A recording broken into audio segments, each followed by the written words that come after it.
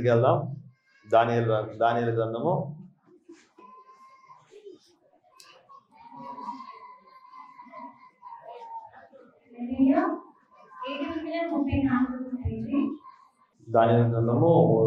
3వ అధ్యాయము 734 పేజీ. దయచేసి తీసినట్లయితే అందరూ 14 వచనం.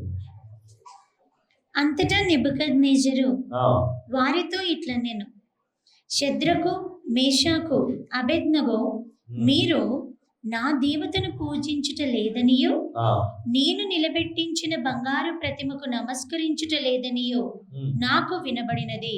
అది నిజమా? ఇక్కడ ఏమడుతున్నారు? ప్రతి ఒక్కరు విందాం. అందరూ హడావుడి అయిపోయిందా? వాక్యంలోకి వెళ్ళొచ్చా? వెళ్ళొచ్చా అంటే గట్టిగా చేయొద్దాను కాదు. వెళ్ళొచ్చా? అందుకే మీకు కొద్దిగా టైం ఇస్తున్నా ఊపిరి పీల్చుకోవడానికి.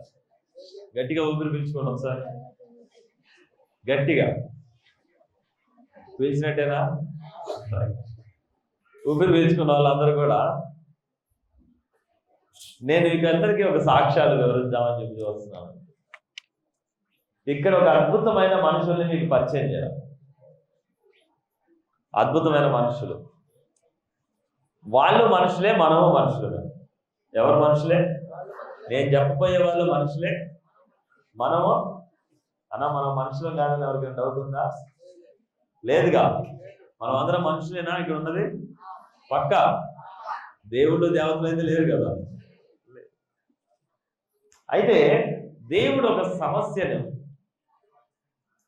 మనిషిని పరీక్షించడానికి కొన్ని సమస్యలు వస్తూ ఉంటాయి, కొన్ని సందర్భాలు వస్తూ ఉంటాయి.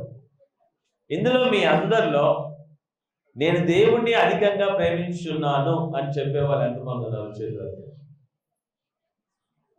నేను దేవుణ్ణి ప్రేమించున్నాను అధికంగా అనగానే చెదిగిపోతుంది. ప్రేమించే వాళ్ళు ఒక్క నిమిషం చేయలేరా? నిజంగా ప్రేమిస్తున్నారా? అయ్యా నిజంగా ప్రేమిస్తున్నారా? నిజమేనా? నేను దేవుణ్ణి ప్రేమిస్తున్నాను అని చెప్పేవాళ్ళు. అవునా? అవునా? అవునా? రైట్. ఎంత ప్రేమిస్తున్నారు? ఎంత ప్రేమిస్తున్నారు? మీరు చెప్పిన మాట నేను అంగీకరిస్తా. మీరు నిజంగా దేవుడిని ప్రేమిస్తున్నారు, కానీ ఎంత ప్రేమిస్తున్నారు?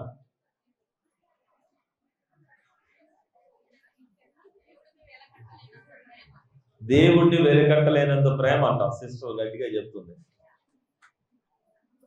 చప్పట్లు వద్దులే.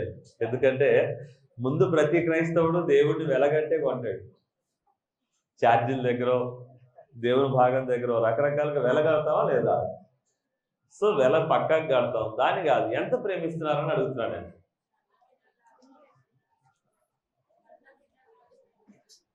మీ పిల్లలతో సమానంగా దేవుణ్ణి ప్రేమిస్తున్నారా? అవునా? అంత త్యాగం ఉందా?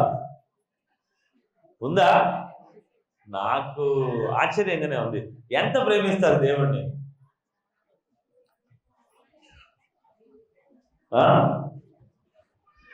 సైలెంట్ అయిపోయారు, తలకాయలు అటు తిరుగుతున్నారు. వీడు అనవసరంగా నాకెళ్ళి చూస్తాడేమో అని భయపడుతున్నారు. లేదు లేక కర్మ ఆగలేక నన్ను అడిగిందంటే ఏది నా పరిస్థితి? ఇక్కడ మీకు ఒక మనిషి గురించి, ముగ్గురు మనుషుల గురించి పరిచయం చేయాలి. మీ అందరికీ తెలిసి ఉండొచ్చు, కానీ మళ్ళీ చెప్తున్నాను. ఒక సందర్భాన్ని చెప్తున్నాను నేను. చాలా మంది అన్నా దేవుడు నన్ను అందరికన్నా ఉన్నతంగా ఉంచలేదని కొద్దిమంది చెప్తారు. అన్నా ఆస్తిలో నన్ను గొప్పగా చేయలేదని కొద్దిమంది చెప్తారు. అన్నా నాకు ఫలానా విషయంలో జయము కలగలేదని కొద్దిమంది చెప్తారు. అన్న నేను అనుకున్న పని జరగట్లేదని కొద్దిమంది. అందరూ కూడా దేవుణ్ణి వెక్కిరిస్తారు తప్ప అసలు నువ్వెంత ప్రేమిస్తున్నావు అంటే ఎంతమంది నమ్ముతారు? నేను ప్రేమిస్తున్నాను ఎంతమంది చూపిస్తారు?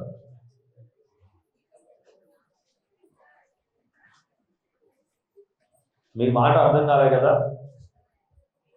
అర్థం కాలా? మళ్ళీ క్లారిటీగా అడుగుతున్నా. దేవుని దగ్గర నుంచి నాకు పలానా అన్ని కావాలి అనుకునే వాళ్ళు ఎంతమంది ఉన్నారు? అసలు చేతులు ఎంతండి? ఆశీర్వాదం కావచ్చు, ధర్మం కావచ్చు, కృప కావచ్చు, ప్రేమ కావచ్చు, స్వస్థత కావచ్చు, వ్యాధుల నుంచి విడుదల కావచ్చు, ఇవన్నీ కావాలనుకున్న ఒకసారి చేతులు ఎంతండి? కన్ఫర్మ్. అంటే దేవుడు మిమ్మల్ని ప్రేమించాలనుకునే వాళ్ళు ఎంతమంది ఉన్నారు? మరి నేను అదే అడుగుతున్నా, మీరు దేవుడిని ప్రేమిస్తున్నారా? మనము ప్రేమించే కొద్దీ ప్రేమ రిటర్న్ వస్తుందా? లేదు అంటే మనము లెక్క చేయకపోయినా ప్రేమ రిటర్న్ వస్తుందా? లైఫ్ దేవుడిని పక్కన పెట్టండి, ఏ మనిషినైనా సరే మనం ఇష్టపడుతున్న కొద్దీ వాళ్ళు మనల్ని ఇష్టపడతారా? లేదు అంటే మనం ఇష్టపడకపోయినా వాళ్ళు ఇష్టపడతారా? నేను అబ్బాయి అమ్మాయి ప్రేమ గురించి చెప్పట్లా, నీ చుట్టూ ఉన్న బంధువుల గురించి చెప్తున్నా. నీ చుట్టూ ఉన్న మనుషుల గురించి, ఒక ఊరి జనం గురించి, మనం వెళ్తున్న పని చేస్తున్న వాళ్ళ గురించి. మనం స్నేహం చేయకుండా చీపో అవతల పో అంటే ఎదుటోడు వచ్చి మనకు స్నేహం చేస్తాడా?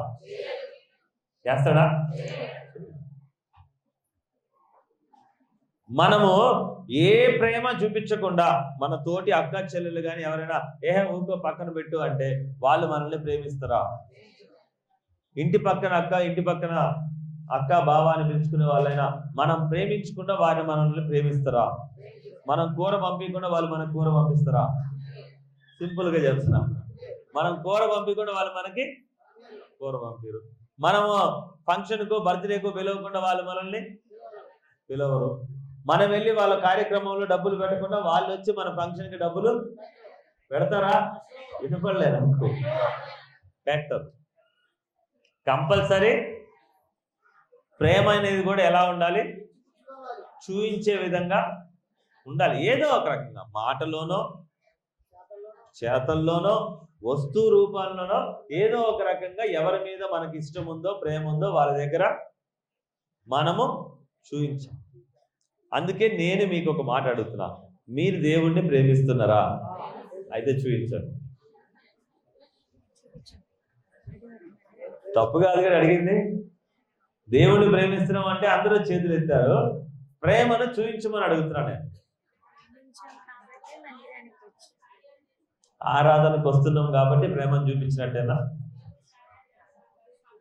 దేవుడు సాక్ష్యం చెప్తున్నారు కాబట్టి చూపించినట్టేనా? దేవుడు మిమ్మల్ని ప్రేమించినట్టు మీరు చూపిస్తున్నారు, కన్ఫర్మ్.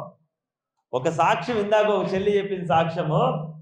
ఒక రోజు అదే చెల్లి 500 రూపాయలు ఒక రోజుకి, ఒక నెలకి 500 రూపాయలకి నేను ఎలా బతకాలి అని ట్రైన్ టికెట్ లేకుండా నందిగామ నుంచి ఆదివారం చర్చికి వచ్చి పోయేటప్పుడు కన్నీరు గార్చేది.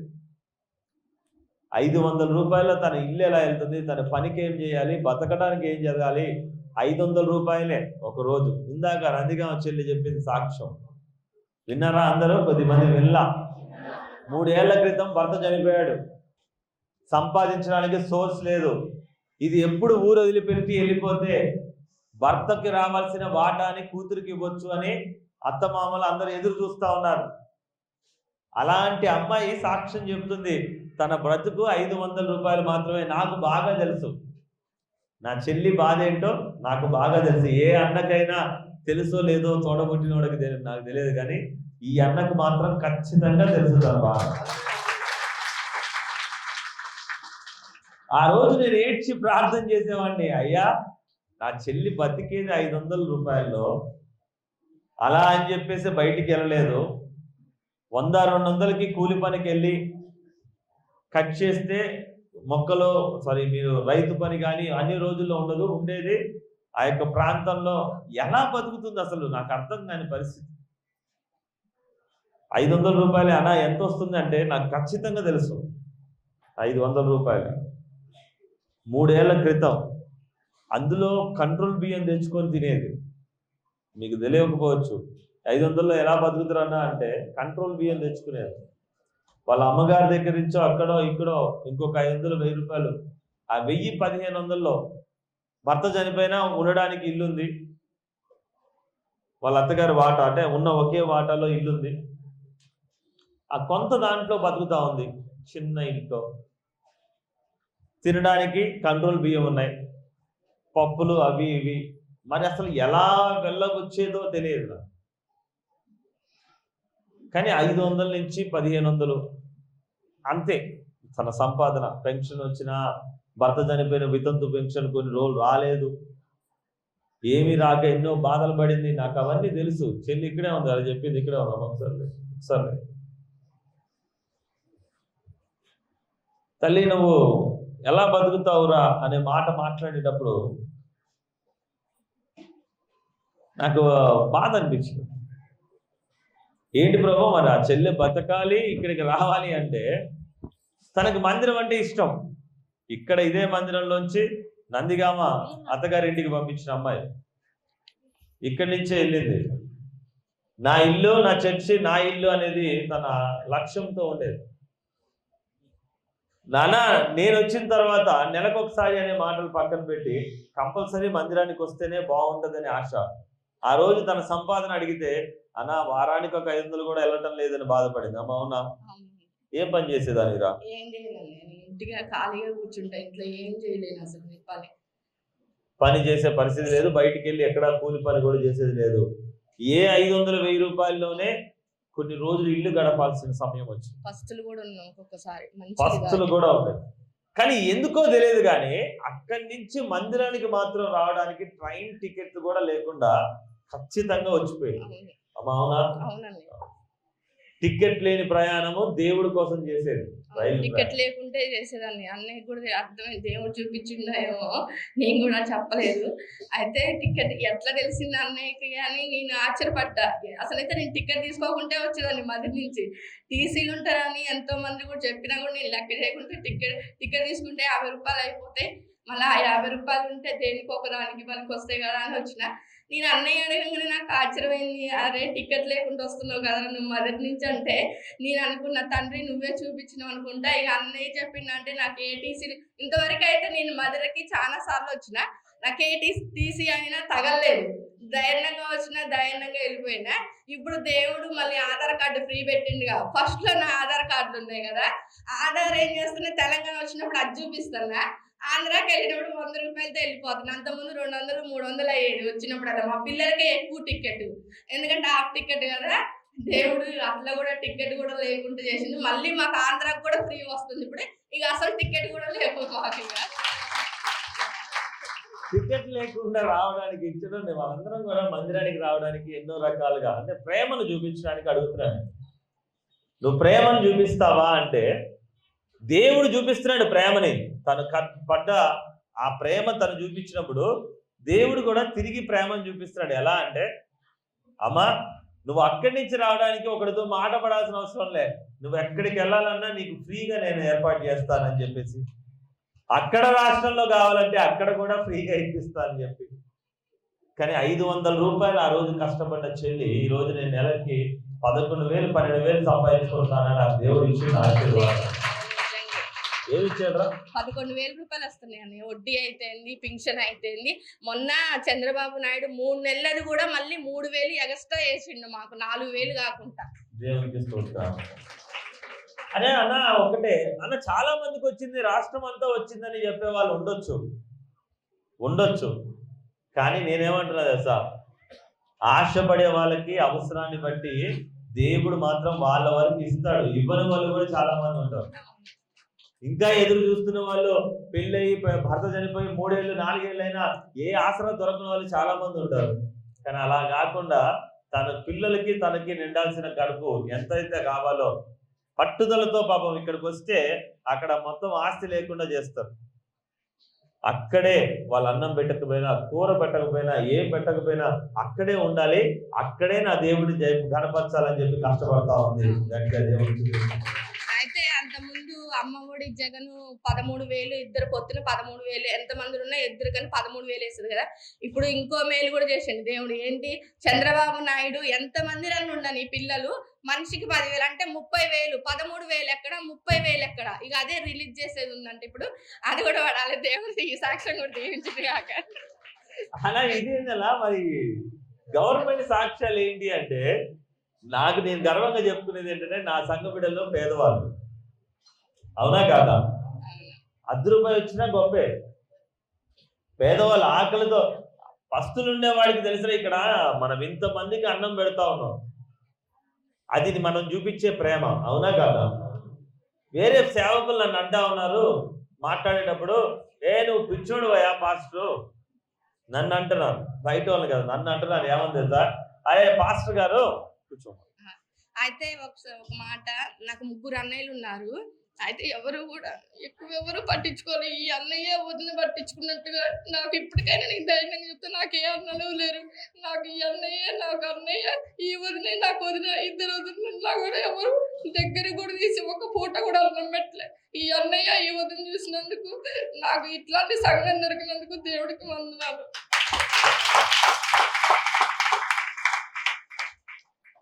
మన వరకు అన్నయ్య అంటే ఒకసారి చూడండి తల్లి,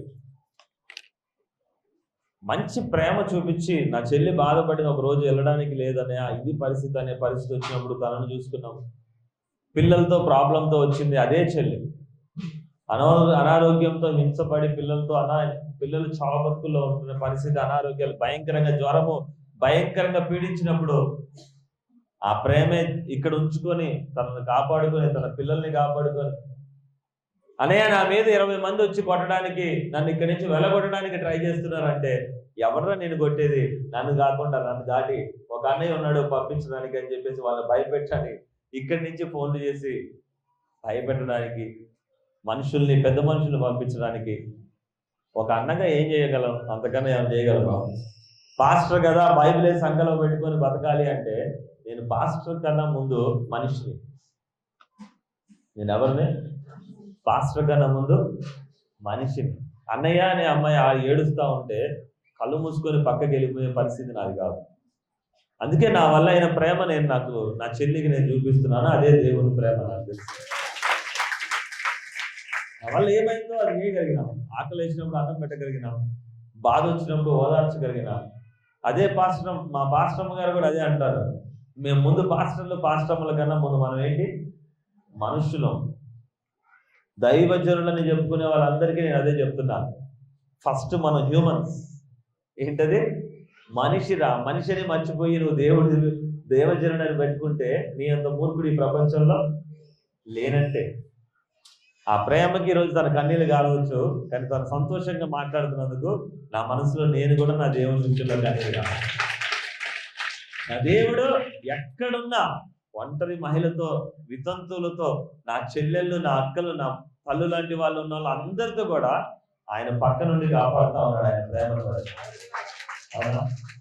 అయితే నేను నీకు విషయం చెప్తా. నన్ను కొద్దిమంది సేవకులు తిడుతున్నారు నన్నే.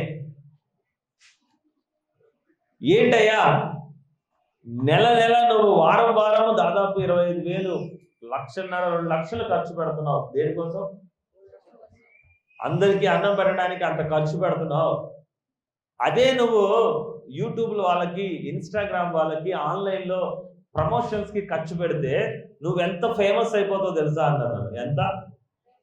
ఎంత ఫేమస్ అవుతో, నీ దగ్గర ఉన్న సాక్ష్యాలు ఏంటి, నువ్వు చెప్పే వాక్యం ఏంటి, నీలాగా చెప్పేవాళ్ళు, మీ మందిరంలో జరుగుతున్న అద్భుతాలు నేను ఎక్కడా వెళ్ళలేదు. నిజామాబాద్ నుంచి నిజామాబాద్ మొత్తం ఆ ప్రాంతం మొత్తానికి ఆయన పెద్ద అధ్యక్షుడు పాస్టర్ల వైపు నుంచి. ఆ బ్రదర్ అంటున్నాడు, నువ్వు ఖర్చు పెట్టేదేదో టీవీలకి, వాటికి, యూట్యూబ్లలో, వాటన్నిటికీ నువ్వు ఖర్చు పెడితే ఎంత గొప్పోడవుతావు తెలుసా? ఏమవుతాను? ఎంత పెద్ద పాస్టర్ అవుతుందో తెలుసా? ఎంతమందికి ఇలా వెళ్తుంది తెలుసా? నువ్వేం చేస్తున్నావు? అందరికీ అన్నం పెట్టే దగ్గర నీ డబ్బులన్నీ వేస్ట్ చేస్తున్నావు. నువ్వు ఏం చేయాలా? డబ్బులన్నీ నేనేం చేస్తున్నాను? అందరికీ అన్నం పెట్టడానికి వేస్ట్ చేస్తున్నానంట. వాళ్ళందరూ కూడా అలా కాకుండా దేవుని పరిచర్య కోసం లక్షలు ఖర్చు పెడుతున్నారంట. నేను ఆ లక్షలు ఖర్చు పెట్టాక నేను అందరికీ అన్నం పెట్టడానికి అవే డబ్బులు ఖర్చు పెడుతున్నాను. ఏది కరెక్ట్? 500 రూపాయలతో నా చెల్లి అక్కడ నెల బతకడానికి ట్రైన్ టికెట్ లేకుండా నా చెల్లి ఇక్కడికి వస్తుంది, పిల్లల్ని తీసుకొని వస్తుంది. బయటికి వెళ్తే హోటల్లోడు 100 రూపాయలు అడుగుతాడు అన్నానికి. తను తినలేదు, తన పిల్లలకి ఒక్కళ్ళకే కూర్చోంటే ప్లేట్కి 100 అడుగుతాడు. 3 పిల్లలు ఉన్నా 3 ప్లేట్లు నువ్వు తినాలంటాడు. అదే చెల్లి 500 జీవితంలో 3 ప్లేట్లు పెడితే వాడి హోటల్ వాడికి 300 పెట్టి ఆ అమ్మాయి ఇంటికి వెళ్తే ఈ నెల మొత్తం ఉపవాసం ఉండాలి, ఒక్క పూట అన్నం తినాలి. అవునా కాదా? నాకు ఆ అన్నం విలువ తెలుసు కాబట్టి 18 సంవత్సరాలు నేను గొప్పవాడిని అవ్వాలనే ఆలోచన కన్నా నా మందిరానికి వచ్చిన వాడికి ఇంత అన్నము, కొంత ప్రార్థనతో వాడికి మేలు జరిగితే నాకు అదే పెద్ద విషయం. అది ప్రేమ చూపించడం. అవునా? ప్రేమని చూపించడం. మరి అందరూ కూడా ప్రేమను చూపిస్తారా అంటే దేవుణ్ణి ప్రేమించే వాడికే ప్రేమ తిరిగి దొరుకుతురా. గుర్తుపెట్టుకోండి, ఎవరిని? దేవుణ్ణి ప్రేమించే వాడికి తిరిగి మళ్ళీ నువ్వు ఎంత ప్రేమిస్తున్నావో అంతే దొరుకుతుంది. ఈ చిన్న లాజిక్ మీకు చెప్పడానికి ఒక అద్భుతమైన సాక్ష్యం మీకు చెప్పబోతున్నాను. అది బైబిల్లోది, ఇక్కడిది కాదు. చూడండి, దానియేలు గ్రంథము 3వ అధ్యాయంలో 14వ వచనంలో చూడండి. అంతటా నెబుకద్నెజరు అంటే ఒక రాజు. ఎవరైనా? రాజు. ఒక పెద్ద రాజు, చక్రవర్తి. చక్రవర్తి ఎవరు అనుకోవాలి? దేశాన్ని పాలించే చక్రవర్తి. ఏదో చిన్నపాటి సీఎం కాదు, పిఎం, ప్రైమ్ మినిస్టర్. ఆ కాలంలో ఆయన ఏం చెబితే అదే.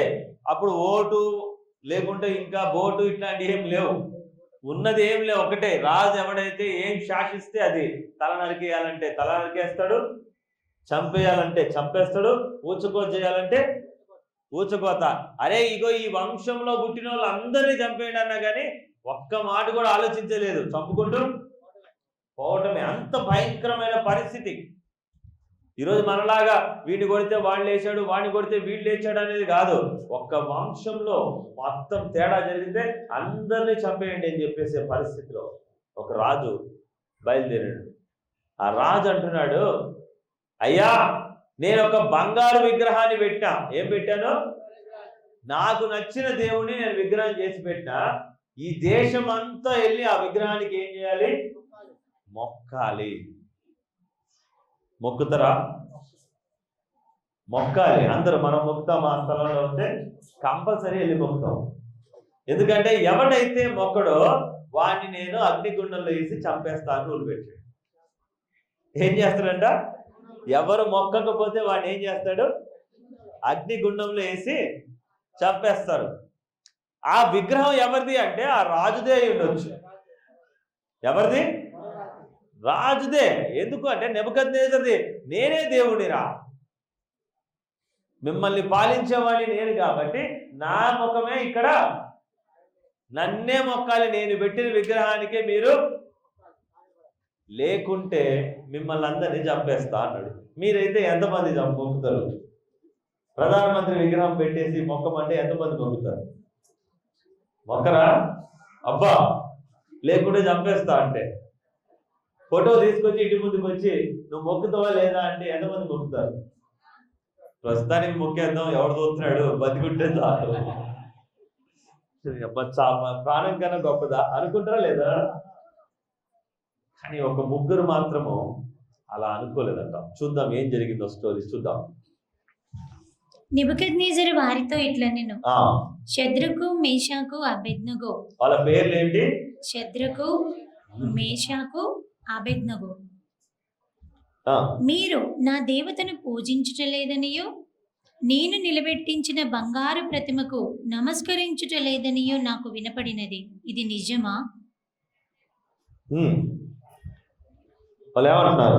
షద్రకు, మేషాకు, అబేద్నెగోయు రాజుతో ఇలాగు చెప్పిరి, నెబుకద్నెజరు ఇందుని గురించి నీకు ప్రత్యుత్తరం ఇయ్యాలనే చింత మాకు లేదు. అది ఎవరితో మాట్లాడుతున్నారు తెలుసా? రాజుతో. షద్రకు, మేషకు, అబేద్నెగో వల్లే ముగ్గురిని పిలిపించిండు రాజు. పిలిపించి, ఏంట్రా మీకు అంత పొగరా? మీరు క్రైస్తవులు అని చెప్పి పెద్ద ఇదా? నేను ఎవరిని మొక్కమంటే వాళ్ళని మొక్కట్లేదంట, మీకు ఎంత గర్వం? వస్తే మిమ్మల్ని నేను చెప్పింది చేయట్లేదంట. ఏంటి అంటే వీళ్ళు ఎలా మాట్లాడుతున్నారు తెలుసా? ఏబో నేను నీకు రిటర్న్ కూడా ఆన్సర్ కూడా చెప్పాల్సిన అవసరం లేదు. ఏం చెప్పక్కర్లే? ఎవరితో మాట్లాడుతున్నారు అట్లా? గట్టిగా చెప్పాలి, నాకు అర్థం కాదు. రాజుతో అంటున్నారు. ఏబో నీకు నేను ఆన్సర్ కూడా చెప్పరు. పో, ఏం చేసుకుంటావో చేసుకో. ఎందుకంటే నువ్వు ఆల్రెడీ ఏం చేస్తావో చెప్పేసినావు. డప్పు కొట్టి చెప్పినావు. ఏమని అంటే ఎవడు నా మాట వినకపోతే వాళ్ళని తీసుకుపోయి అగ్నిగుండంలో. మేము ఆల్రెడీ డిసైడ్. వీళ్ళు ఏమంటున్నారు? మేము ఆల్రెడీ డిసైడ్, నువ్వేం చేసుకుంటావో చేసుకో. ఆ మాటలు అయ్యే ఉంటాయి చూడండి, అద్భుతమైన మాటలు. చదువుదామా. మేము సేవించుచున్న దేవుడు మండుచున్న వేడిమి గల ఈ అగ్నిగుండములోంచి మమ్మును తప్పించి రక్షించుటకు సమర్థుడు. దేవునికి స్తోత్రం. దేవుడు ముందే అగ్నిగుండంలోంచి వీళ్ళని కాపాడతాడని క్లారిటీ ఉంది. ఉందా జీవరత్న గారు? ఉందా లేదా? దేవుడు నన్ను ఆల్రెడీ ఈ రాజు నుంచి కాపాడుతాడు కాబట్టి నేను రాజును ఎదిరించవచ్చు. వాళ్ళకంటే క్లారిటీ ఉంది కాబట్టి మొక్కమన్నోడి మొక్కరు. మనకి లేదుగా క్లారిటీ. మనల్ని కాపాడుతాడు శత్రువులు ఇచ్చారు. ఎంతమంది క్లారిటీ ఉంది? పక్కన ఉందా? క్లారిటీ ఉన్నవాడు కాబట్టి వాళ్ళు ఏమంటున్నారు, ఒకవేళ మమ్మల్ని నువ్వు మంటలో పడేసినా మాకేం కాదు, మా దేవుడు వచ్చి మమ్మల్ని కాపాడుతాడు కాబట్టి మేము నిన్ను ఎదిరిస్తామని మీ అందరూ కూడా అంటారు. అంతేనా? వెరీ గుడ్, గట్టిగా చప్పట్లు కొడతాం. ఇంకొక లైన్ చదువుతాను ఇప్పుడు. మరియు నీ వశమున పడకుండా ఆయన మమ్మల్ని రక్షించును. దేవునికి స్తోత్రం. ఆమేన్. హల్లెలూయా. హల్లెలూయా. ఒకవేళ ఆయన రక్షింపకపోయినను, ఇక్కడ ఈ మాట గమనిస్తున్నారా? కాపాడుతాడని క్లారిటీ ఉందన్నారు. కాపాడుతాడు దేవుడు అని చెప్పి క్లారిటీతో ధైర్యంగా పోతున్నారా వీళ్ళు ముందుకి? లేదు. అరే నువ్వు ఒకవేళ నా దేవుడు నన్ను రక్షించకపోయినా రాజా ఈ దేవతలను మేము పూజించే ప్రసక్తే లేదు. ఇందాక మీరేమన్నారు అంటే దేవుడు నన్ను కాపాడుతాడనే నమ్మకంతో మీరు దూకం అంటే దూకుతారు. దేవుడు ఏమన్నా మీ నమ్మకం, మన నమ్మకం ఎక్కడ దాకా ఉంది? మన ప్రేమ కంపల్సరీ దేవుడు కాపాడుతాడులే అనుకున్న దాన్ని మనం దూకుతాం. కానీ కాపాడతాడో లేదో తెలియని విషయాన్ని కూడా గట్టిగా నిలబడగలిగిన వాడే విశ్వాసి. అర్థం చేసుకునే వాళ్ళకి నేను చిన్న ఉపమానం చెప్తాను, చిన్న స్టోరీ మీకు అర్థమయ్యేటట్టు. ఒక ఊర్లో ఒక చెరువు ఉంది. ఆ చెరువులో బ్రహ్మాండమైన తామర పూలు ఉన్నాయి. ఏమున్నాయి? అందరూ వినాలి. ఏమున్నాయి? తామర పూలు ఉన్నాయి. ఆ చెరువుకి ఒక ఇద్దరు స్నేహితులు సరదాగా కట్ట మీద నడుచుకుంటూ పోతా ఉంటారు. చెరువు మీద చూస్తూ ఉంటారు. తామర పూలు చూసి ప్రతి సంవత్సరం చూస్తున్నారు. ఏం చూస్తున్నారు? తామర పూలు. ఇద్దరు కూడా క్రైస్తవులే. తామర పూలు చూసి అబ్బా భలే ఉంటాయినా మన చెరువు తామర పూలు. ఎందుకంటే ఒక్కొక్క తామర పువ్వు దాదాపు అరచేయంత పెద్దగా ఉంటుంది. దాన్ని తీసుకొని అమ్మితే డబ్బులు బోల్డ్ వస్తాయి. ఏమొస్తాయి? కానీ వీళ్ళ భయం ఏంటి అంటే వీళ్ళ పెద్దలు నేర్పించింది, నువ్వు గనక చెరువులోకి వెళ్తే అది దిగుడు చెరువు, అంటే గుంతల ఊబి లాంటి చెరువు. అందులో నానా ఏ అవసరం వచ్చినా ఏ పరిస్థితి వచ్చినా దాంట్లోకి మాత్రం దిగొద్దని పెద్దలు చెప్పడం మొదలు పెట్టారు. ఎవరు చెప్తున్నారు? కొన్ని సంవత్సరాల నుంచి పెద్దలు చెప్తా ఉన్నారు పిల్లలకి, మీరు మాత్రం చెరువులోకి దిగితే ప్రాణాలు పోతాయి. ఎందుకంటే అది చెరువు కాదు, అది ఊబి, లోపలికి తీసుకెళ్ళిపోద్ది. ఊబి కాబట్టి మీరు జాగ్రత్త, వద్దు, దిగొద్దు. బాగుంది. ఈ పిల్లలు అప్పటికే 5 సంవత్సరాలప్పుడు అదే స్టోరీ విన్నారు, 10 సంవత్సరాలప్పుడు అదే స్టోరీ విన్నారు, 15 సంవత్సరాలు వచ్చినా అదే విన్నారు, 20 ఏళ్ళు వచ్చేసినాయి. బతకడానికి దారి తెలియట్లే పాపం పిల్లలకి. ఆకలి, ఊళ్ళో పనులు సరిగ్గా ఉండవు, పల్లెటూరులో ఒక కాలంలో ఉంటే ఒక కాలంలో ఉండవు. చెరువులో చూస్తూ ఉంటే కనబడతా ఉంది. ఆ రోజు పాస్టర్ గారు వాక్యం చెప్పినాడంట ఆ కుటుంబంలో, ఆ సంఘ వారు వెళ్తున్న మందిరానికి, దేవుడు నీకు వివేకాన్ని వరంగా ఇచ్చాడు అని. ఏమిచ్చాడు? వివేకాన్ని వరంగా ఇచ్చాడు. పనికి రానిది లోకంలో ఎవరికి ఉపయోగపడింది కూడా క్రైస్తవుడికి జ్ఞానముతో కనుక ఆలోచిస్తే అది దేనికో ఒక దానికి అద్భుతంగా నీకు భోజనం పెట్టడానికి ఉపయోగపడుతుంది. ఏం చేస్తే పనికి రానిది లోకంలో వేస్ట్ అనుకునేది కూడా క్రైస్తవుడు దేవుడి జ్ఞానంతో ఆలోచిస్తే ఏదో ఒక విషయంలో నిన్ను బలపరచడానికి అది పనికొస్తుంది అని చెప్పేసి అన్నాడంట. ఈ పిల్లలు ఇద్దరు ఆ మాట విని, అరే వాక్యము సామెతల గ్రంథంలో ఉంటుంది, జ్ఞానము ఘోషించుచున్నది, సంత వీధుల్లో జ్ఞానము ఘోషించుచున్నదని సామెతల గ్రంథంలో రాయబడి ఉంటుంది వాక్యం. పాస్టర్ గారు జ్ఞానం జ్ఞానం అనేరా, ఇక్కడ చూడు మంచిగా అరచేతి మందము, ఏంటయ్యి అరచేతి మందంలో ఉన్న తామర పూలు ఉట్టిగానే పోతున్నాయి. ఏం పోతున్నాయి? మన చెరువేమో ఊవి అవి గనక కోసి అమ్మితే ఒక్క పువ్వు 10 రూపాయలకు అమ్ముకున్నాం. 10 పువ్వులు అమ్మినా ఈరోజు మనకు అన్నం వెళ్ళిపోద్ది. అవునా కాదు? ఒక పువ్వు. ఇద్దరు స్నేహితులు కూడా ఆలోచిస్తున్నారు, కానీ ఒకడు ఆలోచించేది ఏంటంటే దిగాలంటే ఏంటి, ప్రాణం పోద్ది. 10 రూపాయలు చూద్దామా, ప్రాణం చూద్దామా? ఏం చూద్దాం? అదేంట్రా, ఇప్పుడు మనం బలమైన విశ్వాసము, నమ్మకమైన విశ్వాసం కదా, మనం ప్రయత్నం చేయొచ్చు కదా. వీడేమంటాడు, దిగితే ఏమైంది, ప్రాణము అంటే లేదురా, నేను ఒకసారి ప్రయత్నం చేస్తా. అట్లీస్ట్ ఏం చేస్తాను, నువ్వు ప్రయత్నం చేస్తే చేసుకో, నేను వెళ్ళి మీ ఇంటికి చెప్పేస్తా వీడి పని అయిపోయిందని. ఏమండి, నువ్వు ప్రయత్నం చేస్తే నువ్వు చెరువులో దిగాలంటే దిగినాయా, నువ్వు పోయినావని నేను ఎవరికి చెప్తా, మీ ఇంటికి పోయి చెప్తా. ఇద్దరు క్రైస్తవులే, ఇద్దరు ఏంటి క్రైస్తవులే, కానీ ఒకడు ట్రై చేద్దాం అనుకుంటున్నాడు, ఇంకోటి ఏమంటున్నాడు అసలు ట్రై కూడా. వాళ్ళందరూ చెప్పారంటే మనం అదే మాట వినాలి, పెద్దలు చెప్పిన మాట కంపల్సరీ వినాలి. 20 ఏళ్ళుగా వింటున్నాం కదా, ఒక్కసారి నువ్వు నాకు చెయ్యి చాలు, నేను ఒకసారి అడుగు పెట్టి చూస్తా అంటాడు ఈ కుర్రోడు. ఏమి ఇవ్వాలి, నువ్వు నాకు చెయ్యి, అసలు దిగబడిద్దా లేదా, నేను అడుగు పెట్టి చూస్తా. అరే దేవుడు జ్ఞానం. ఒకవేళ ఒక 5 అడుగులు వెళ్ళగలిగిన, 5 అడుగుల్లో ఈరోజు 100 పూలు కనబడుతున్నాయి. 100 పూలు అంటే 1000 రూపాయల సంపాదన. 100 పూలు అంటే పోదాం రా, చెరువులోంచి తామర పూలు తీసుకుందాం రా, తెద్దాం రా, ఒక్క ప్రయత్నం చేద్దాం రా. 5 అడుగులు దిగకపడే, మహా అంటే 5 అడుగులు దాటాక లోతుంటుందేమో, పూలన్నీ ఒడ్డుకే ఉన్నాయి, దిగుదాం రా అని వీడు వద్దని చూశారు, ఆలోచించాడు ఆ కుర్రోడు. ఇద్దరు వీడంటా ఉన్నాడని ఫ్రెండ్ అంతగా ఇబ్బంది పెట్టేటప్పుడు దిగలేనని చెప్పి ఇద్దరు కూడా ఇంటికి వెళ్ళిపోయారు. ఇంటికి వెళ్ళిపోయిన తర్వాత ఆ పిల్లాడి మనసంతా ఆ రోజు ఇంట్లో తినడానికి అన్నం లేదు. ఏం లేదు, అన్నం లేదు, భోజనం లేక మంచినీళ్ళు తాగి పడుకున్నాడు. ఆకలితో నేను చస్తున్నా. ఏం చేస్తున్నాను, ఆకలితో చస్తున్నాను. పాస్టర్ గారేమో జ్ఞానం ఉంటే జీవితం నిలబడుద్ది అని చెప్పేసి చెప్తా ఉన్నాడు.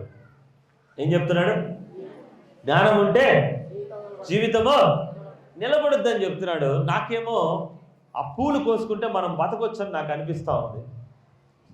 ఏం చేయాలి అని ఆలోచించి ప్రార్థన చేసి దేవుణ్ణి అడుగుతూ ఉన్నాడు. అయ్యా, మోకాళ్ళు వేసి ప్రార్థన చేసి, నా స్నేహితుడు నాతో రానంటున్నాడు, వాడు ఆకలితో అయినా చచ్చిపోతాడు, ఇలా అయినా చేస్తాడు, అలాగైనా చేస్తాడు, కానీ పిరికితనంతో నేను చావలేని పరిస్థితి కనపడుతుంది. నాకు ఏదైనా మార్గము నాకు చూయించు ప్రభువా అంటే అతనికి దేవుడు ఒక ఆలోచన ఇచ్చాడు.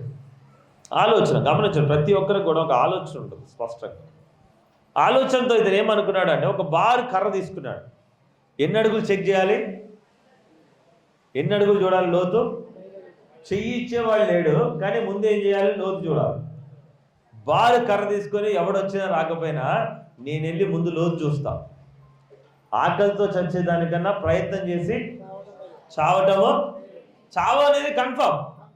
చావు అనేది ఇక్కడున్నా తిండి లేక చావడమే, అందులో దిగినా అట్లీస్ట్ ఒక ప్రయత్నం చేద్దాం. ఆ చావుకు అర్థం ఉంటుంది. వీడు ప్రయత్నం చేసి చనిపోయాడని, కానీ ఫస్ట్ నుండి ఇంట్లో చచ్చిపోయాడనే పేరు. అడుగు పెట్టడానికి కర్ర తీసుకున్నాడు, బారు కర్ర.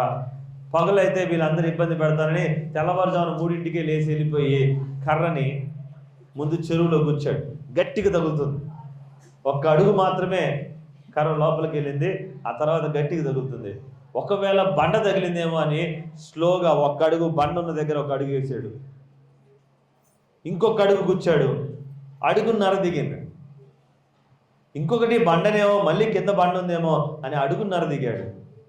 ఇంకొక అడుగు వేస్తే అట్లా 5 అడుగులు దాకొచ్చు, 4.5 అడుగులు దాకొచ్చు. ఇక్కడ దాకా నీళ్ళు వచ్చాయి. చూస్తుంటే దిగబడిపోతాడేమో అని ఆ కర్రని జాగ్రత్తగా పట్టుకొని లోపల గట్టి గుచ్చే ప్రయత్నం చేస్తా ఉన్నాడు. ఎంత గుచ్చినా లోపలికి మాత్రం పోట్ల. చూశాడు, ఏంటిది, నేను బండ మీద అయితే లేను కదా, దాదాపు 5 అడుగులు వచ్చినా. ఎన్ని అడుగులు వచ్చా? చెరువు ఇంతేనా? ముందైతే నాకు తెలిసింది ఈ 100 పూలు కొయ్యాలి, టక్క టక్క టక్క 5 అడుగులు చుట్టూ ఉన్న పూలు కోసుకొని తట్టలో వేసుకొని 2 రోజులకి వెళ్ళిపోయాను. 5 అడుగులకు కావాల్సింది 1000 రూపాయలు వచ్చినాయి. 5 రోజులు మంచిగా కడుపు నిండా తినడానికి 5-10 రోజులు ఇంట్లో అందరికీ భోజనం దొరికింది.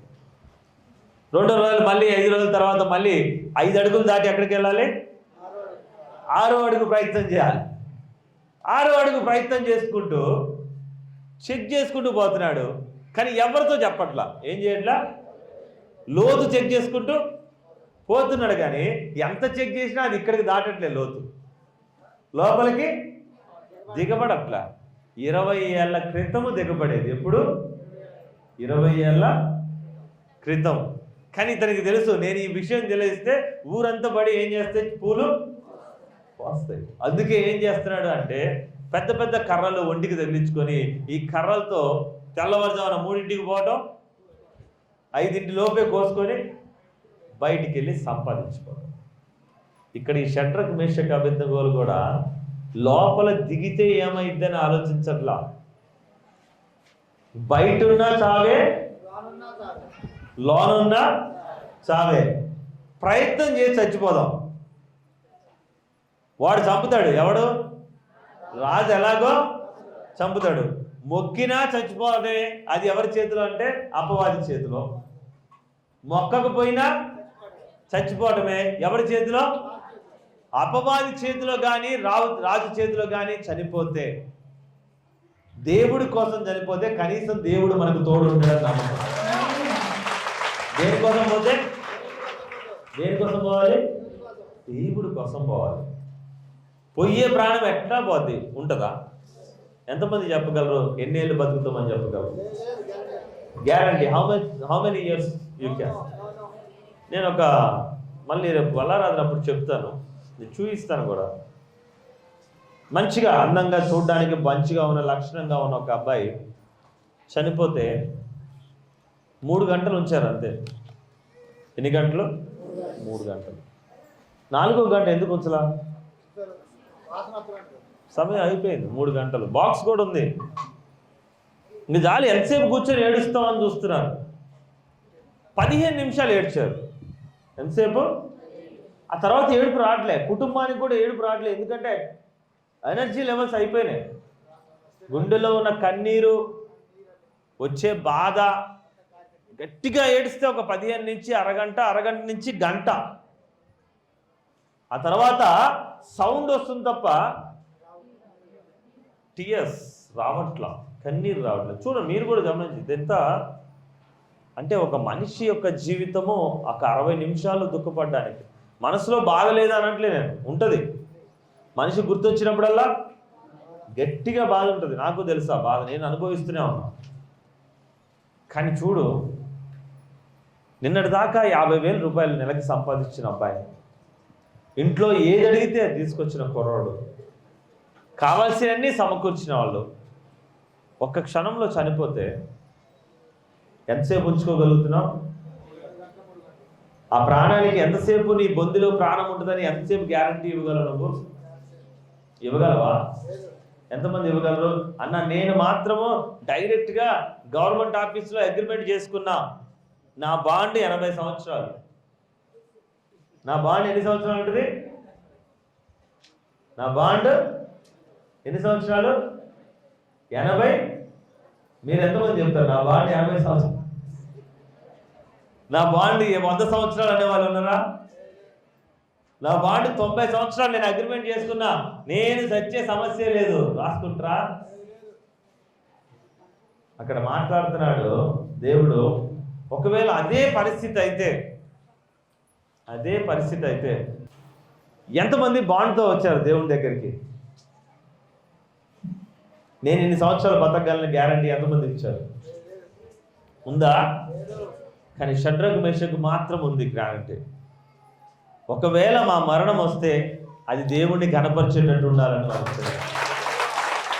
ఒకవేళ ఇదే రావాలి అని రాస్తుండి జరగాలని ఉంటే, అయ్యా రాజు నువ్వు మంటలో పడేస్తే నా దేవుడు నన్ను కాపాడతాడు, కాపాడకపోయినా పర్లే కానీ నేను మాత్రము నీకు లొంగే ప్రసక్తే లేదంటారు. గట్టిగా జరుగుతుంటాం. నేను మాత్రం నీకు లొంగే ప్రసక్తి లేదు, లేదు, ఖచ్చితంగా లేదు. మరి మనమైతే లొంగుతామా? రాజు కోపం వచ్చేసింది రా, రాజుకు భయంకరమైన కోపం వచ్చేసింది. ఎందుకు తెలుసా? నేను రాజునయ్యుండి నేను చెబితే వాళ్ళు ఏం చేయట్లేదు. ఇంత పెద్ద దేశం ఉంటుంది, ముగ్గురు వినట్లే. ఎంతమంది వినట్లేదు? ముగ్గురు వినట్లే. ఈ ముగ్గురిని మంటలో పడేయండి, నేను అన్నట్టు చేయండి. కానీ అది కూడా ఎలా పడేయాలంట? ఆ మంటను 7 అంతలుగా పెంచాలంట. అంటే ఒకంత మనిషి బాగా తగలబడేటట్టుంటే మంటను ఎంత పెంచాలి? 7 అంతలు. 7 అంతలు పెంచి చంపేయండి, వాళ్ళని లోపలేసేయండి, బతకడానికి వీల్లేదు. అలాంటి సన్నివేశం వస్తే నువ్వు దేవుడికి ప్రేమను చూపిస్తావా? అలాంటి పరిస్థితులు వస్తే దేవుని యందు నేను నిలబడతాను అని చెప్తావా? అంటే ఇక్కడ చూడండి, వాళ్ళు ప్రేమను చూపిస్తున్నారా లేదా? దేవుడికి ప్రేమను చూపిస్తున్నారా? చూపించట్లే. ఇక్కడ కుర్రాడు కూడా చెరువులో దిగేటప్పుడు, దేవుడా నువ్వు చెప్పావు వాక్యం అంటే ఎంతో కొంతైనా నేను ప్రయత్నం చేస్తా, చావైనా నీ చేతిలోనే, బతుకైనా నీ చేతిలోనే అని ఒక అడుగు వేయడానికి ట్రై చేశాడు ఈ అబ్బాయి. మనం ట్రై చేస్తున్నామా? నమ్మటానికి, నమ్మకంతో ఒక అడుగు వేయడానికి. మీలో ఎంతోమంది గెలుస్తాము అనుకునే దాని మాట మాత్రమే, గెలుస్తాము అనే విషయాలు మాత్రమే మనం ముందుకు వెళ్ళడానికి ప్రయత్నం చేస్తాం. కానీ ఓటమి కూడా అంటే negative, either positive or negative కూడా రిసీవ్ చేసుకునే ఆలోచన ఉండాలి. నీకు మంచైనా ముందుకెళ్ళాలి, దేవుని నామంలో ఏదైనా సరే ముందుకే వెళ్ళాలి. గమనించిన వాళ్ళు నేను గట్టిగా దేవుని స్తుతించాలి. అరే అట్లయితే నేను భయపడతా, ఇట్లయితా అంటే అది కరెక్ట్ పని కాదు.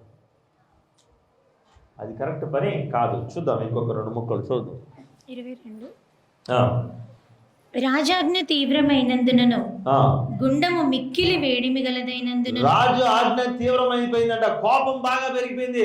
నా మాట వినడం వల్ల నేను చంపేస్తా. ఏం చేస్తాను? నేను చంపేస్తా. అరే నువ్వు చంపేయడానికి ఇక్కడ వెళ్ళామంటున్నారు, చంపుకో, నువ్వేం చేస్తావు మా అంటే చంపేస్తావు, అంతే కదా.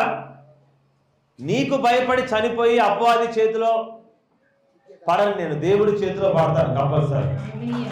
కానీ ఒకవేళ నీకు భయపడి నేను తప్పు చేస్తే కంపల్సరీ అపవాది చేతిలో పడిపోతాను. నీకు కూడా ఎన్నో సందర్భాలు వస్తూ ఉంటాయి. అపవాది నిన్ను భయపెడతా ఉంటుంది. నువ్వు మందిరానికి వెళ్తే నేనేం చేస్తానో తెలియదు, నువ్వు దేవుళ్ళో మారితే నేనేం చేస్తానో తెలియదు, నువ్వు సక్కంగా ప్రార్థనలో ఉంటే నిన్నేం చేస్తానో నేను తెలియదు అని అందరూ కూడా షడ్రకు మేషకుల నెబుకద్నెజరుకి ఎలా అయితే భయపెడుతున్నాడో నిన్ను కూడా భయపెడుతుండొచ్చు. ప్రార్థనలో నడవకుండా, మందిరంలో విశ్వాసంగా ఉండకుండా, నువ్వు నీ పద్ధతిలో నీ యొక్క పాత విషయాలన్నీ కూడా పక్కన పెట్టి జీవిద్దామంటే జీవించకుండా ఆ నెబుకద్నెజరు నీ భర్త అవ్వచ్చు, ఆ నెబుకద్నెజరు నీ అత్త అవ్వచ్చు, ఆ నెబుకద్నెజరు పక్కింటి వాళ్ళు అవ్వచ్చు, ఆ నెబుకద్నెజరు హిందువులు అవ్వచ్చు, ఆ నెబుకద్నెజరు ప్రధానమంత్రి అవ్వచ్చు. కానీ దేవుడు అడుగుతున్నాడు, నన్ను మీరు ఎంత ప్రేమిస్తున్నారు? నన్ను మీరు ఎంత ప్రేమిస్తున్నారు? మీరు ఎంతమంది చెప్పగలరు ఇప్పుడు కూడా నేను దేవుడిని ప్రేమిస్తున్నాను? సమయం వచ్చినా నేను దేవుడి వైపే. పక్కానా? డిసైడా? నిజంగా ఇప్పుడు కూడా ఇంత బలమైన విశ్వాసులు ఉన్నారా? ఇంత బలమైన విశ్వాసులు ఉన్నారా? ఒకానొక సమయంలో మీకు తెలుసో లేదో, నేను ఒక సందర్భం వచ్చింది కాబట్టి చెప్తున్నా. ఒక ఊర్లో ఒక అతన్ని పిచ్చోడు అనేవాళ్ళు రా. ఒక ఊర్లో ఏమనేవాడు? పిచ్చోడు, వీడు మూర్ఖుడు, వీడితో సహవాసం చేయొద్దు, వీడితో స్నేహం చేయొద్దు, వీడిలాంటి వాడు మన ఊర్లో ఉండొద్దని బహిష్కరించారు ఒక మనిషిని. ఆ మనిషి ఏమనేవాడంటే, ఛీ ఎన్ని రోజులు ఈ బానిసత్వం అని మాట్లాడేవాడు. ఏమనేవాడు? ఊర్లో అందరూ కూడా ఒక్క బానిసత్వానికి ఒకటి కింద తలొగ్గి బతుకుతూ ఉండేవాళ్ళు. కానీ ఒక్కడు మాత్రం అంటుండేవాడంట, వాడు చిన్నప్పుడు 15 సంవత్సరాలు 15 సంవత్సరాల నుంచే ఎన్ని రోజులు ఈ బానిసత్వం, నేను బానిసగా బతకలేను, మనం అందరం అలా బతకూడదు, కలిసి ముందుకు వెళ్ళాలి అని చెప్పేసి చెప్తా ఉంటే వాడిని అందరూ అనేవాడంట, నువ్వు వీడు పిచ్చోడ్రా, వీడి మాటలు నమ్మకండి, వీడితో పాటు వాడు ఎవడైనా నిన్నడంటే వీడితో పాటు మన ప్రాణాలు కూడా ఏమంటున్నాడు, మన ప్రాణాలు కూడా పోతాయి, వీడిలాంటి వాడిని దూరంగా ఉంచండి, వీడు పెద్దోడయ్యాడు. 15 సంవత్సరాలు వచ్చినాయి, 18 సంవత్సరాలు వచ్చినాయి. బానిసత్వం తట్టుకోలేకపోతున్నాడు, ఒత్తిడి తట్టుకోలేకపోతున్నాడు. ఆ ఊర్లో తల ఉంచుకొనే బతకాలి, తల ఎత్తితే చంపేస్తారని చెప్పేసి రూల్స్ నడుస్తున్నాయి, భయంకరంగా నడుస్తున్నాయి. తట్టుకోలేకపోయాడు కుర్రోడు. చిన్నతనం నుంచి ఇదే, తల్లిని ఏం చేసినా తప్పు లేదు, తండ్రిని ఏం చేసినా ఏం మాట్లాడే పరిస్థితి లేదు, భార్య కుటుంబము ఎవరిని చూసినా పిల్లలకు కూడా సేఫ్టీ లేదు, ఏంటి బానిసత్వం అని అతనికి కొంచెం బాధ అనిపించింది. ఆ కుర్రోడికి ఒక విషయం ఆలోచన వచ్చింది, నా చేతిలో నేను తుపాకీ పెట్టుకోవాలనుకొని సైన్యంలో చేరాడు. ఎందులోకి? అప్పట్లో ఉన్న మిలిటరీలోకి, ఆర్మీలో చేరితే తుపాకీ పట్టుకుంటే నాకు ధైర్యంగా ఉంటుందని చెప్పేసి సైన్యంలో చేరాడు. సైన్యంలో చేరి కఠినమైన శిక్షణ తీసుకున్నాడు.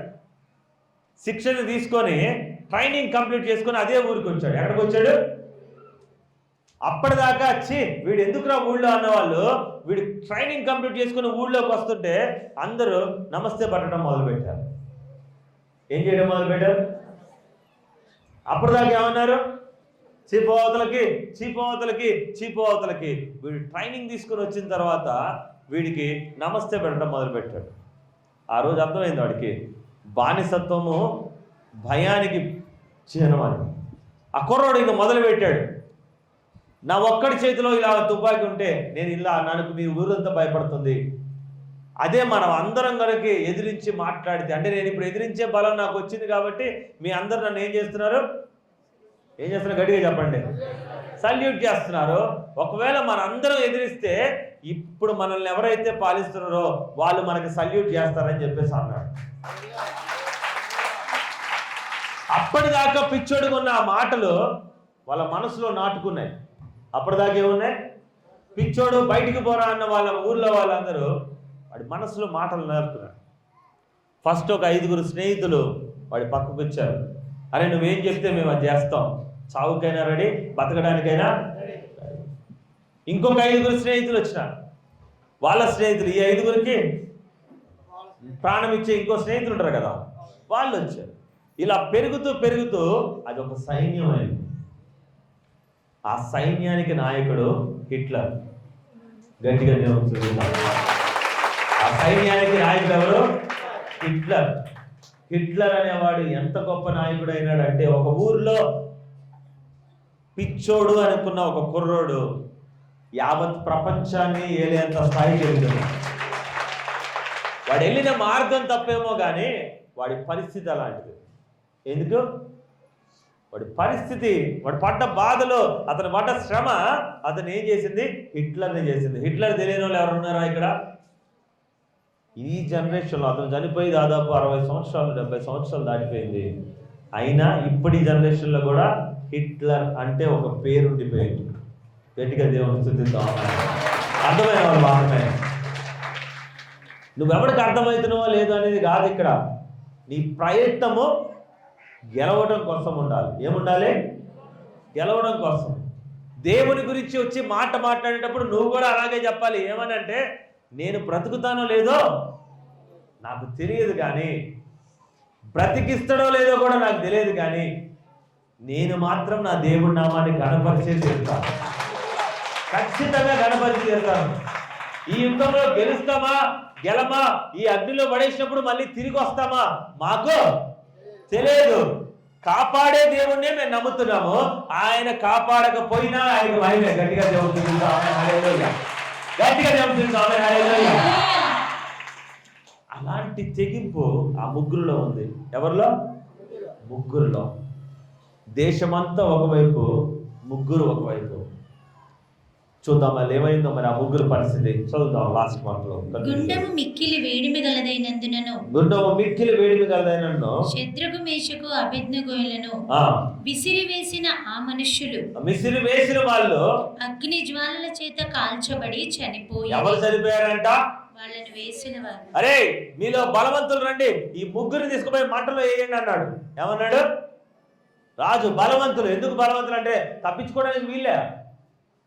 మంటలో వేయడానికి వెళ్ళిన వాళ్ళు కూడా ఆ సెగకి గాలిపోయి చచ్చిపోయారంట. అంటే ఎంత భయంకరంగా ఉంది. మరి ఈ ముగ్గురు పరిస్థితి ఏంటి? వేసి వేయకుండే బూడిద, అంతేనా కదా?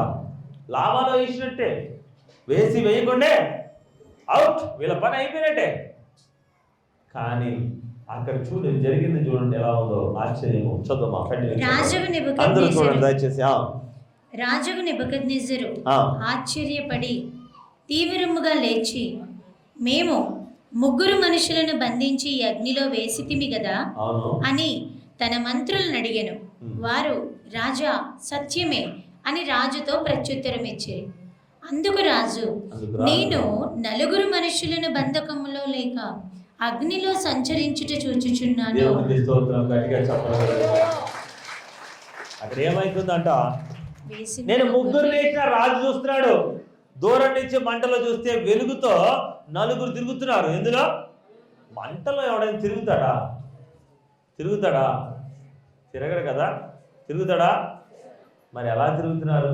వారికి హాని ఏమీ కలుగలేదు. వాళ్ళ నమ్మకం అలా ఉంది, వాళ్ళ విశ్వాసము అలా ఉంది. నా దేవుడు నన్ను కాపాడుతాడు, నా దేవుడు నన్ను రక్షిస్తాడు అని. నీకు ఇలాంటి పరిస్థితి వచ్చినప్పుడు నువ్వైనా కానీ నేనైనా కానీ దేనికి భయపడతాం తెలుసా? అగ్నికి భయపడం. అంటే ఏడింతలు ఉన్న సమస్యకు భయపడం, చిన్నదానికే. ఇందాక ఎవరో చెప్తా ఉంటారు కొద్దిమంది, ఒక మాట నేను కూడా మిమ్మల్ని అందరూ అడుగుతున్నాను. దేవుడు నాకేమి ఇచ్చాడు? దేవుడు నాకేం చేసినాడు?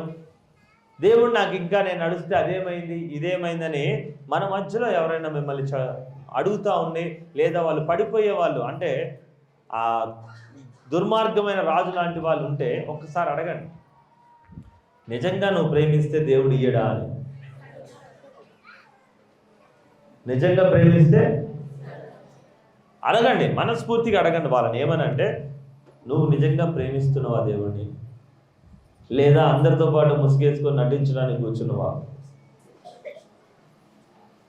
ముసుగేసుకునే వాళ్ళందరినీ దేవుడు ప్రేమిస్తాడా? బైబిల్ పట్టుకున్న వాళ్ళందరినీ దేవుడు దీవిస్తాడా? ఎవరైనా చెప్తే దాన్ని అబద్ధం అని చెప్పండి. బైబిల్ పట్టుకున్న వాళ్ళందరినీ దేవుడు దీవిస్తాడంటే అది అబద్ధం. దేవుణ్ణి ప్రేమించిన వారిని మాత్రమే దేవుడు ఖచ్చితంగా ప్రేమిస్తాడు. గట్టిగా దేవుడు ఎవరిని ప్రేమిస్తాడు? దేవుణ్ణి. నువ్వు ఎంత కష్టంలో ఉండి ఎంతగా ప్రేమిస్తే ఆ కష్టంలోంచి అంతగా నేను బయట తీసుకొస్తా ఉంటాను. అంతే తప్ప నేను ప్రేమించలేగానే ఆయన నాకేం చేసినాడు, నేను దేవుణ్ణి ప్రేమించలేగానే ఆయన నాకు ఇదేం చేయలేదు, నా పక్కన ఉండి బాగా ప్రేమించే దేవుడిని బాగు చేసాడు కానీ నా విషయంలో ఇది చేయలేదు, ఇరుగు పొరుగు అట్లున్నారు కానీ నేను ఇట్లా అంటే వాళ్ళు ఎక్కువగా దేవుడిని ప్రేమిస్తున్నారు నీకన్నా మంచోళ్ళు. అవునా కదా? మనలో మనకు ఒక దిక్కుమాల అలవాటు ఉంటుంది, ప్రతి మనిషిలో ఉంటుంది తెలుసా? నీకన్నా మంచోడు అంటే ఎవరైనా నువ్వు ఓర్చలేవు, దాని దిక్కుమాల అలవాటు అంటారు. అయ్యా అవునా కదా? నీకన్నా పలానోడు మంచిగుండంటే నువ్వు దాన్ని ఓరలేవు. ఓరుస్తావా? కర్మ బాగలేక ఒక అక్కతో నీకన్నా ఆ అక్క అందంగా ఉంది అంటే ఈ అక్క ఏం చేస్తుంది? ఆమెను తిట్టకపోయినా ఆ అక్క గురించి చెప్పింది. నువ్వు ఆ అక్క పైన మొహం మాత్రమే చూస్తున్నావు కానీ ఆ అక్క కాళ్ళు వంకర తెలుసా? ఎవరికి తెలియదు, ఆమెకి తెలియదు కానీ ఆమెకు పుట్టుకతోనే కాలు వంకర తెలుసా? అబద్ధం ఆడైనా సరే ఆ అక్క కుంటిదని చెప్పాలి, ఈ అక్క అందగత్తని చెప్పాలి. అవునా కాదా? ఆ అక్క తెల్లగా ఉందంటే నీకేం తెలుసు? ఆ అక్క తెల్లగా ఉంది, అదంతా మేకప్ తెలుసా? అట్లయినా అబద్ధం ఆడైనా ఆమె కన్నా నేనే మంచి, ఫలానా అన్నయ్య బాగా అందరితో బాగా మాట్లాడదా అంటే నీ ముఖం ఆ పగానే రాత్రి అయితే తాగుతాడు తెలుసా అంటారు. వాడు తాగుతాడు లేదో వీడికి తెలియదు. కానీ ఏం చేయాలి? ముందు బురద ఏం చేయాలా? ముందు బురద చల్లాలా. అందరికన్నా నీకు ఎక్కువ ఇస్తాడా? ఈడున్నది 12 మంది ఇక్కడ కూర్చున్నాం, దాదాపు 2,000 మంది కూర్చున్నాం ఇక్కడ. అందరూ ఒక వరం అడుగుతూ ఉంటాం, ఒక పని కోసం ఒక వరం కోసం అడుగుతాం. దేవుడు కొద్దిమందికి ఇచ్చేస్తాడు. ఈరోజు వాళ్ళ మనస్సు బట్టి, వాళ్ళ బాధను బట్టి, వాళ్ళ తపనను బట్టి ఆయనకి నచ్చుద్దా లేదా? ఎవరికి నచ్చాలి ఇక్కడ ప్రజెంటేషను? పాస్టర్గా? నాకు నచ్చాలా? ఆహా, దేవుడికి నచ్చుద్ది. నచ్చగానే ఆయన ఏమనుకుంటాడు తెలుసా? అయ్యో నా బిడ్డకి ఈరోజు సమయం వచ్చింది, ఇన్ని రోజులు చెప్పిన వాక్యంలో విన్నదో తెలియదు, ఇన్ని రోజులు జరిగిన ప్రార్థనలో విన్నదో తెలియదు, ఇన్ని రోజులు జరుగుతున్న పరిచర్యలో విన్నదో తెలియదు, కానీ ఈరోజు టైం వచ్చింది, నేను ఇవ్వాలి కాబట్టి ఇవ్వాలి అని ఇచ్చేస్తాడు.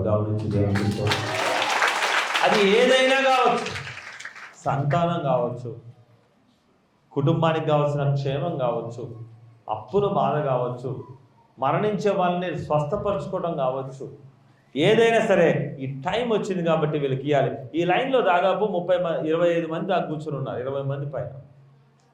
ఒక్కళ్ళు వరం తీసుకొని వెళ్తారు అంటే ఎవరికి ఇస్తారు మీరు? ఈ లైన్లో 20 మంది ఉన్నారు, ఈ లైన్లో ఒక 10 మంది ఉన్నారు. ఒక్కళ్ళే తీసుకెళ్తారు ఇక్కడి నుంచి వరము అంటే ఎవరికి వస్తుందని చెప్తారు మీరు? అయ్యా మీరు ఒకసారి నిలబడండి, వాళ్ళ క్లారిటీకి వస్తుంది. నిలబడి అడిదిరగండి, నిలబడి అడిదిరగండి, తిరగండి రా, లేచి నిలబడి తిరగండి రా. ఈ లైన్లో ఇక్కడున్న వాళ్ళందరిలో ఒక్క మనిషే వరం అమ్మా. ఎందుకు అలాగా?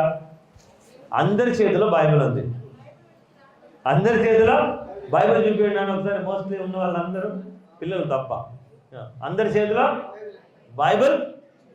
మరి వరం ఆశీర్వాదం తీసుకెళ్ళాలి కదా, తీసుకెళ్ళాలా లేదా? బైబిల్స్ అందరికి ఉన్నాయిగా, కన్ఫర్మా? ఒకసారి సరే, ఒకవేళ ఇంకో టెస్ట్ చేద్దాం. తెల్ల చొక్కాలు ఉన్న వాళ్ళందరూ కూడా వరం తీసుకెళ్ళినట్టేనా? మామూలు చొక్కాలు వేసుకున్న వాళ్ళు కాదా? అంటే ఒక 10 మంది నీ ముందు నిలబెట్టి ఎవరికి ఇవ్వాలి అంటే నువ్వు వాళ్ళు చెప్పలేకపోతున్నావు. అది కూడా ఈ 10 మందిలో ఈ 10 మంది నీకు తెలిసిన వాళ్ళే, అవునా కాదా? దేవుడు కూడా నువ్వు క్రైస్తవురాలు అని పేరు పెట్టుకోగానే ఇవ్వడు.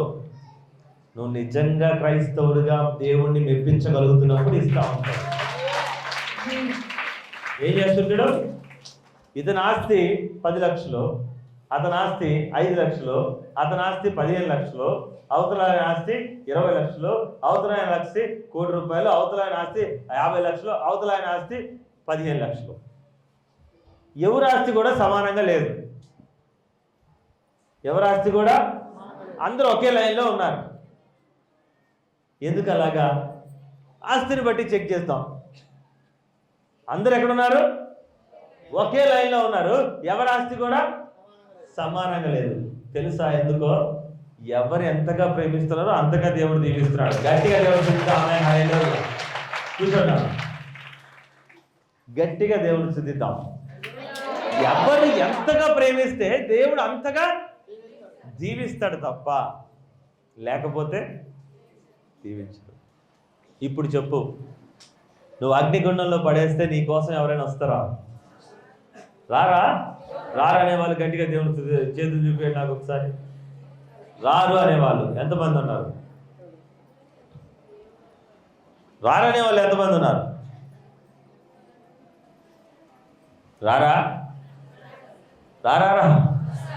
రారు మీ దగ్గరికి ఎవరు రారు.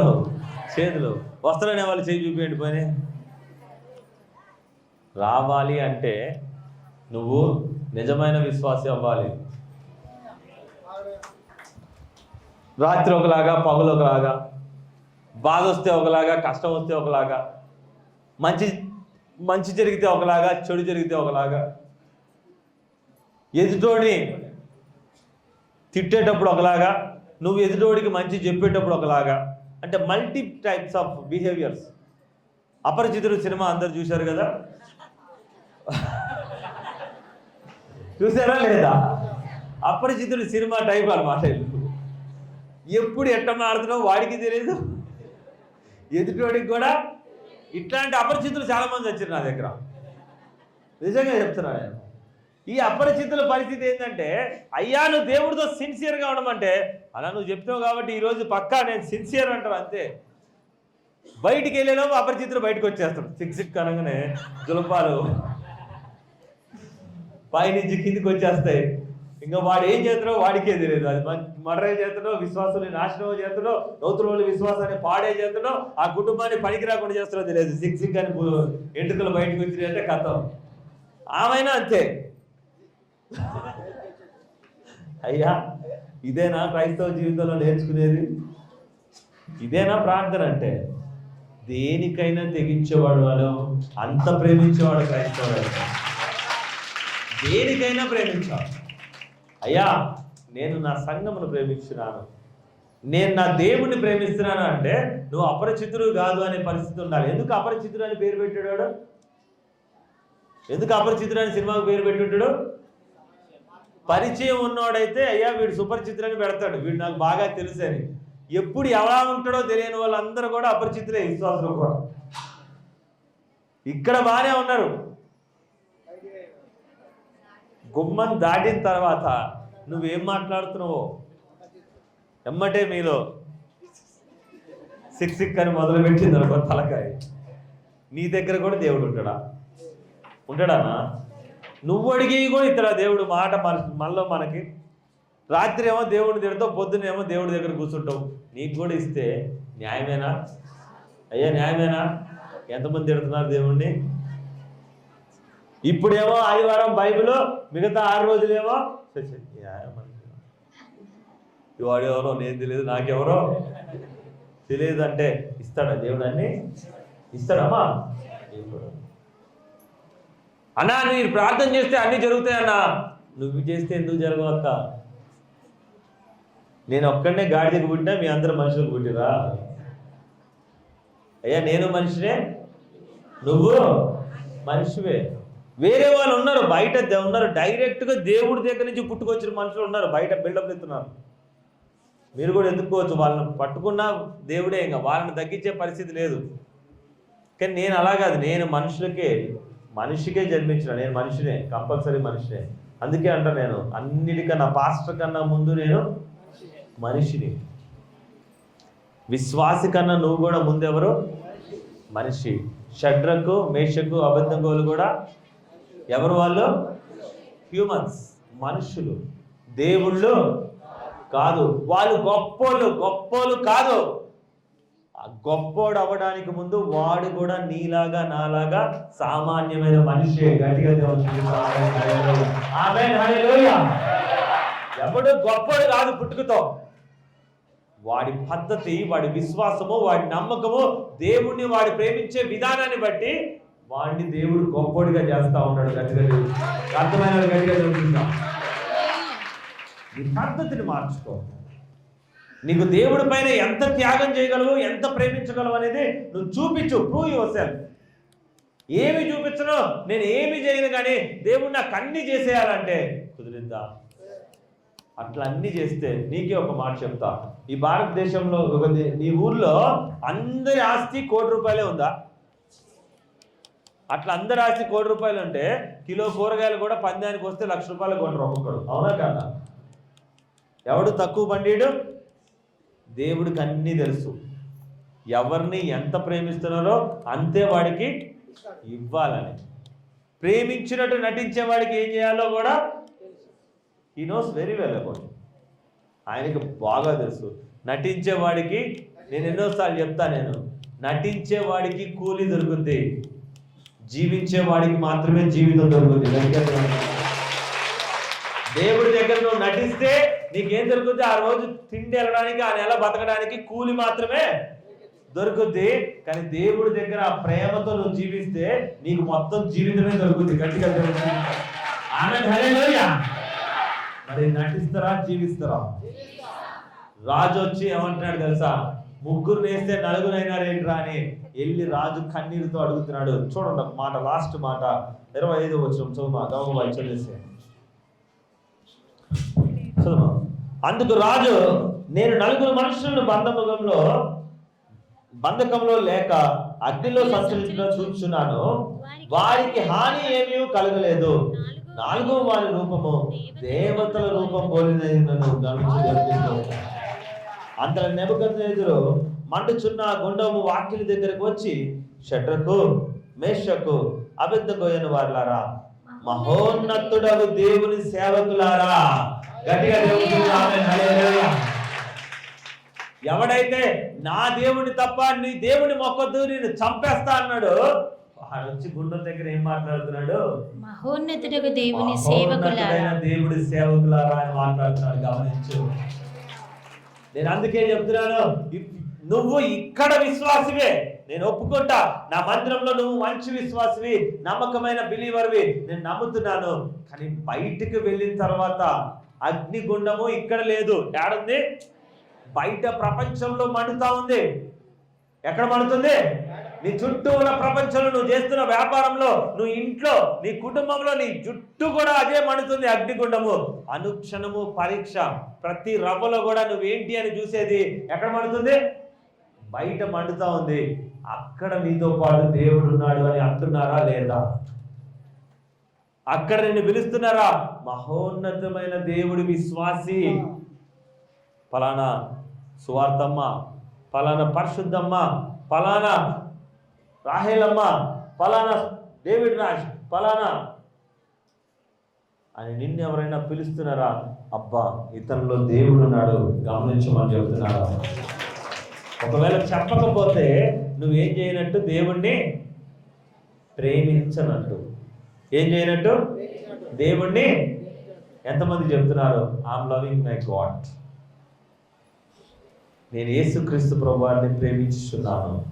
మందిరంలో కాదు, బయట. మందిరంలో కాదు, బయట. మళ్ళీ అడుగుతున్నాడు. మందిరంలో ప్రతి ఒక్కడు దేవుడిని ప్రేమిస్తాడు, ఎందుకంటే దేవుడు నాకు ఏదో ఇవ్వాలని ఆశతో వస్తాడు కాబట్టి. మీ అంతరం బయట చెప్పండి. సరే, ఇంకొక క్వశ్చన్ అడుగుతా. ఎంతమంది మిమ్మల్ని మహోన్నతుడైన దేవుని బిడ్డలారా అంటున్నారు? It depends on your life, it depends on your gospel. అంటే సువార్తలో ఉంటుంది. అది నువ్వు దేవుడి కోసం చేస్తున్న సువార్తలో ఉంటుంది, నువ్వు దేవుడి కోసం ఇస్తున్న సాక్ష్యంలో ఉంటుంది, నువ్వు జీవిస్తున్న జీవితంలో ఉంటుంది. నువ్వు నిజంగానే దేవుని బిడ్డవి అని చెప్పే పరిస్థితి ఉంటుంది. కాబట్టి నేను ఇక్కడున్న స్టేజ్ మీద ఉన్నా, నన్ను 4 సంవత్సరాల నుంచి ఆ చెల్లె చూస్తూ ఉంది. 4 సంవత్సరాల నుంచి కూడా చెప్తా ఉంది, నా సొంత అన్నదమ్ముల కన్నా, వదిన కన్నా, ఆ అన్నయ్య వదిన నాకు అన్ని విషయాల్లో నాకు తోడు నిలబడదని చెప్తారు. ఇక్కడున్నా దేవుడే కనబడుతున్నాడు, అక్కడున్నా దేవుని బిడ్డలాగానే కనబడుతున్నారు. మీరు అలాగే కనబడుతున్నారా? ఒకసారి చూడండి. మీ జీవితంలో, నా జీవితంలో, నేనైనా సరే తగ్గించుకొని మార్చుకోవాల్సిన విషయాలు ఉంటాయి. ఖచ్చితంగా మార్చుకుందామా? నీకు ఒక సాక్ష్యం నేను చూపించబోతున్నాను. అవునా కాదా? 20 మంది భిక్షగాళ్ళు కూర్చుంటారు, కానీ ఆ దానం చేసేవాడు ఒకరిని వదిలిపెట్టి ఒకడికి, ఒకరిని వదిలిపెట్టి ఒకడికి, ఒకరిని వదిలిపెట్టి ఒకడికి, ఒక లైన్ ఉన్న వాళ్ళకి వేస్తారు, ఇంకో లైన్ వాళ్ళకి. ఒక మనిషి దానం చేసే ₹1 బిళ్ళ కోసమే అంత ఉంటే, ఒక మనిషి దానం చేసే ఏంటది ₹1 కోసమే అంత ఉంటే, మరి దేవుడిచ్చే గిఫ్ట్ కోసం ఎంత లైన్లో ఉండాలి? గమనించండి. దేవుడికి స్తోత్రం. హల్లెలూయా. నేను ఒక సాక్ష్యము. తల్లి నువ్వు ఇట్లారా, అమ్మాయి పక్కన హుజూర్నగర్ అమ్మాయి.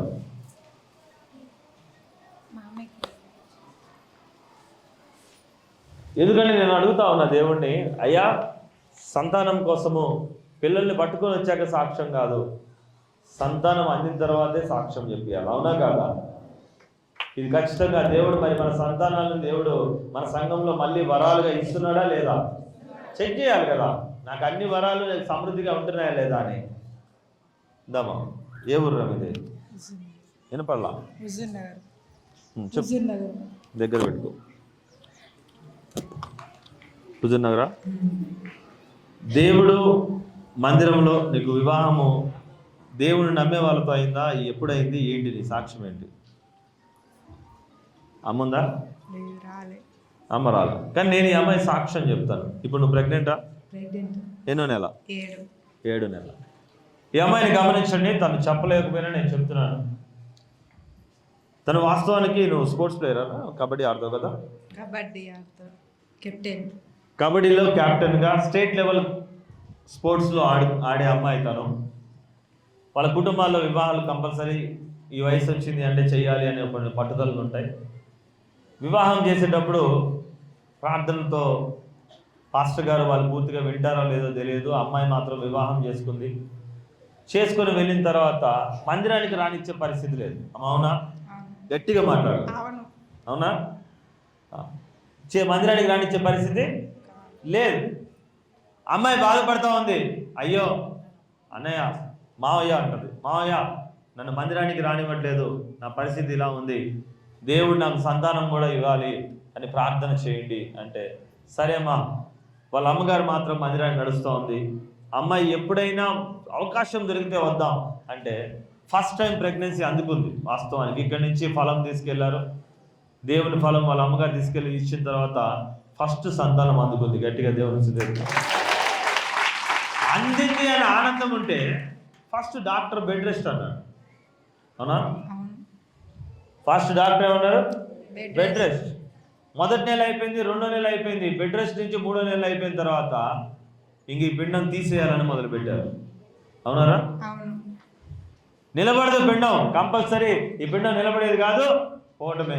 అమ్మాయి మరి 3 నెలలు, 6 నెలలు, 4 నెలలు కూడా బెడ్ మీదే ఉంది, మందులు వాడుతుంది, జాగ్రత్తగా ఉంది, అన్ని జాగ్రత్తలు వాడిస్తుంది, కానీ ఏం జరగట్లే, నిలబడట్లే. ప్రార్థనకు పంపిమని ఏడుస్తూ ఉంది. పలానా చర్చ్, నా మందిరం అది, మా మావయ్య దగ్గర, మా చర్చ్ దగ్గరికి వెళ్ళి నేను ప్రార్థనకి వెళ్తాను.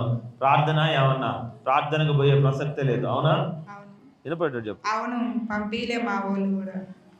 వద్దు, చర్చికి వద్దు, ఈ దేవుడే చూస్తాడు, ఈ దేవుడే అందించిండు అని చెప్పారు. కానీ ఇలా ఒక సమయం వచ్చింది, ఆ సంతానం పోయిందమ్మా. పోయింది. ఏడుపు ఒకటే తక్కువ. దేవుడి దగ్గర మావయ్య అని పాపం హుజూర్నగర్ నాకు తెలిసినప్పటి నుంచి, చిన్నపిల్లల నుంచే, ఈ 4-5 ఏళ్ళలో చిన్నపిల్లలు ఎవరు చదువుకునేప్పటి నుంచి తెలుసు, పిలుపులో ప్రేమ ఉంది. ఆ సహోదరి అక్కడి నుంచి కుటుంబం వస్తుంది, వాళ్ళ అమ్మ వస్తూనే ఉంది. కానీ ఈ పాప మాత్రము దేవుడు ఏమో ఆశపడుతున్నాడు, ఈ అమ్మాయి ఇక్కడికి రావాలి. అవునా? గెలవాలంటే ఎవరు రావాలి? ఎవరు రావాలి? ఎవరికి ఆకలైతే వాళ్ళే. వాళ్ళు ఏమన్నారంటే, ఈ దేవుడే ఇచ్చిండు పిల్లల్ని, ఈ దేవుడే నిలబెడతాడు అని చెప్పేసి అన్నారు. మరి నిలబెట్టిండా? పోగొట్టుకున్నాక తను ఏడ్చుకుంటూ వచ్చి ఒకరోజు చెప్పింది, మావయ్య నా ప్రెగ్నెన్సీ పోయింది, ఇన్ని నెలలు ఆపుకొని గర్భం పోయింది మావయ్య. తల్లి ఇప్పటికైనా ఖండితంగా చెప్పు, ఏ దేవుడు ఇచ్చిండో ఆ దేవుడు అయితే నిలబెడతాడు, అందుకోసమే మందిరానికి నడవమని చెప్పాడు. అమ్మ అదే రాదు, ఏ రెస్ట్లో ఏ బెడ్లో వద్దు, కానీ దేవుని దగ్గరికి నువ్వు కరెక్ట్గా రాగలిగితే నాకు అదే పెద్ద విషయం. ఎందుకంటే ఇచ్చేది దేవుడు, నిలబెట్టేది కూడా దేవుడే. గట్టిగా దేవుడు. రెండోసారి మళ్ళీ సంతానం అందిన తర్వాత భయం మొదలైంది. రానివట్ల మందిరానికి, ఏం చేయనిట్లా, రానివ్వట్లే, ఎంత భద్రానే రానివ్వట్లేదు. అమ్మాయికి భయం మొదలైంది, మామయ్య రానియట్లేదు, నాకేదో తేడా జరుగుద్దని భయం అవుతుంది. మళ్ళీ 3 నెలల తర్వాత doctor same repeat, bed rest, నువ్వు కదిలితే తీయాల్సిందే, అబార్షన్ అయిపోద్ది, నువ్వు కదిలితే ఏమైపోద్ది, కష్టం, నిలబడదు. ఇదే సేమ్ క్యాసెట్ మళ్ళీ రిపీట్ అవుతుంది. ఇంకా అప్పుడు అమ్మాయి తెగించడం మొదలుపెట్టింది. రెండోసారి కూడా ఇక్కడే ప్రార్థన చేసుకొని సంతాన ఫలం తీసుకోగానే అందింది. రెండోసారి కూడా అంతే, సంతాన ఫలం సాక్షి. ఫస్ట్ నెల పోయిన తర్వాతకి రెండోసారి అమ్మట్లే అందింది. దేవునికి స్తోత్రం. ఆ తల్లి, అమ్మ నా కోడలు తను బాధపడతా ఉంది. ఒక్కటే అడిగినా, అమ్మా నువ్వు ఏమీ చేయొద్దు, కానీ దేవునికి నువ్వు ఇంకా విశ్వాసంలో ఉన్నామని దేవుడితో నడిచి చూపించాలు.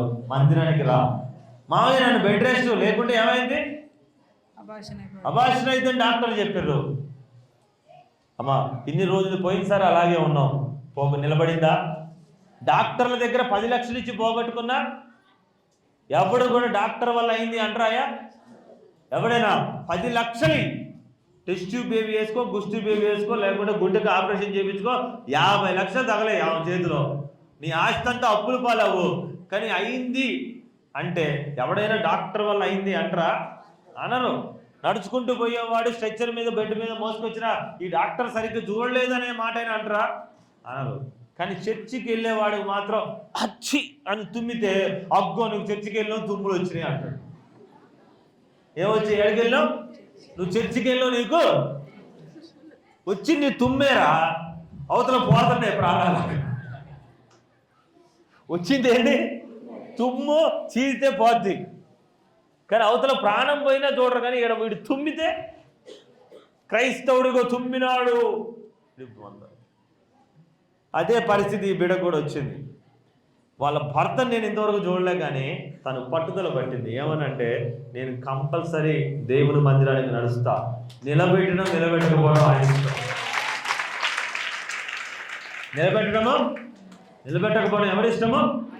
దేవుని చిత్తము అని పట్టుదల పట్టింది. అరే నువ్వు నడవటమే మొదలు, నా దేవుడు ఊరికే వదిలిపెట్టాడు. నిన్ను నీ సంతానాన్ని నిలబెడతాడు, కాపాడతాడు. అమ్మా ఇప్పుడు ఎలా ఉందిరా? ఎన్నో నెల? గట్టిగా దేవుని స్తుతిద్దాం. గట్టిగా.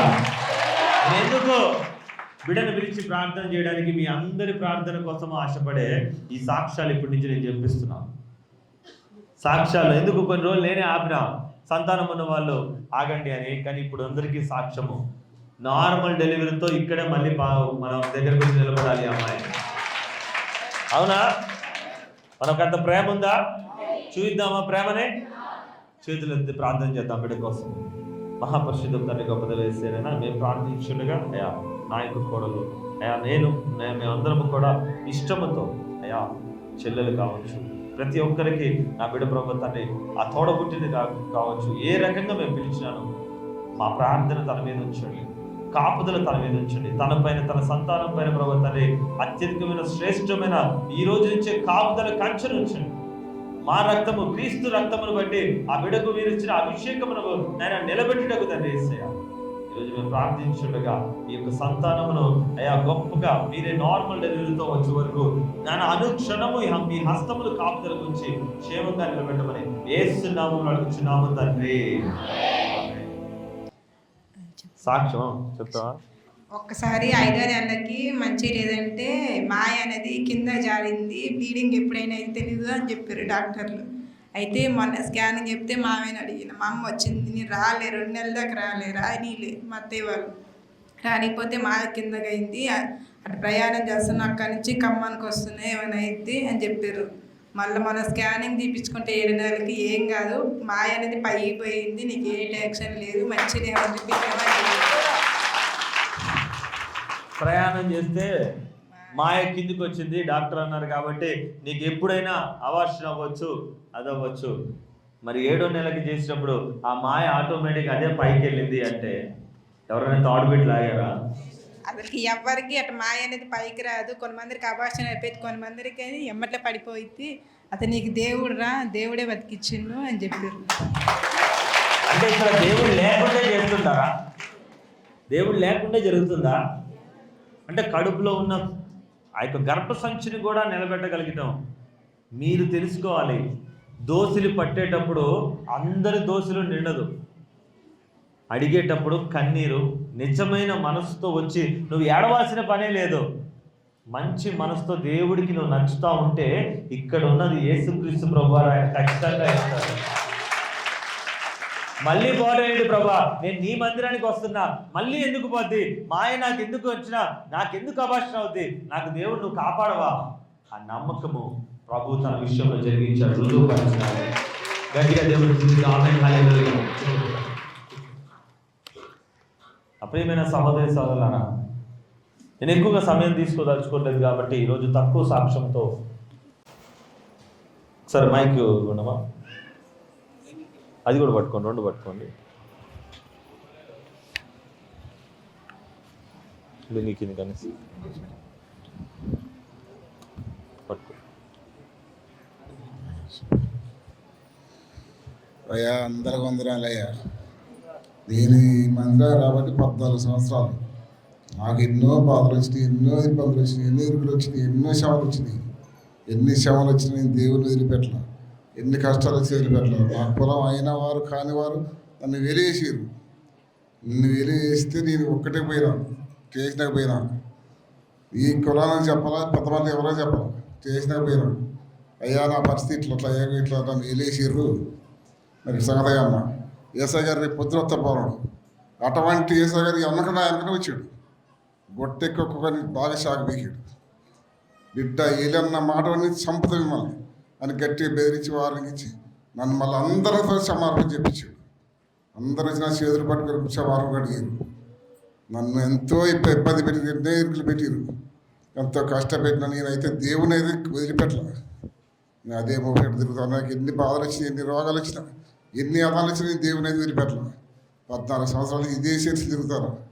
అయ్యే పెద్ద ఉంటే ఇప్పుడు నాకు మనవడ కావాలన్న, మనవాడిని ఇచ్చి నాకు 10,000 ఇచ్చి కొనుక్కున్నా మనవాడిని. అయ్యాల నుంచి ఇదే చేతులు ఉంటాను. నేను ఈ సాక్ష్యం నేను చెప్పుకుంటాను దేవుడికి. అర్థం కాలే కదా మీకు? అర్థమేంటి చెప్తా, మీరు నిలబడండి చాలు.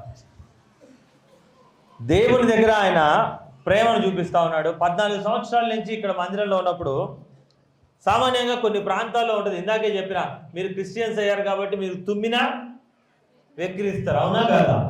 ఎదుటోడు గుండెకి చచ్చిపోయినా వాడి కుటుంబంలో ఏమన్నారు, కానీ క్రైస్తవుడికి తుమ్ములు వచ్చినా కానీ ఇగో నీకు ఈ కష్టం వచ్చింది, ఇగో నీకు బాధ వచ్చింది, ఇగో నువ్వు చర్చికి వెళ్ళావు, నీకు ఇది అని చెప్పి ప్రతిదానికి వెక్కిరించడానికే చూస్తారు, అవునా కాదా?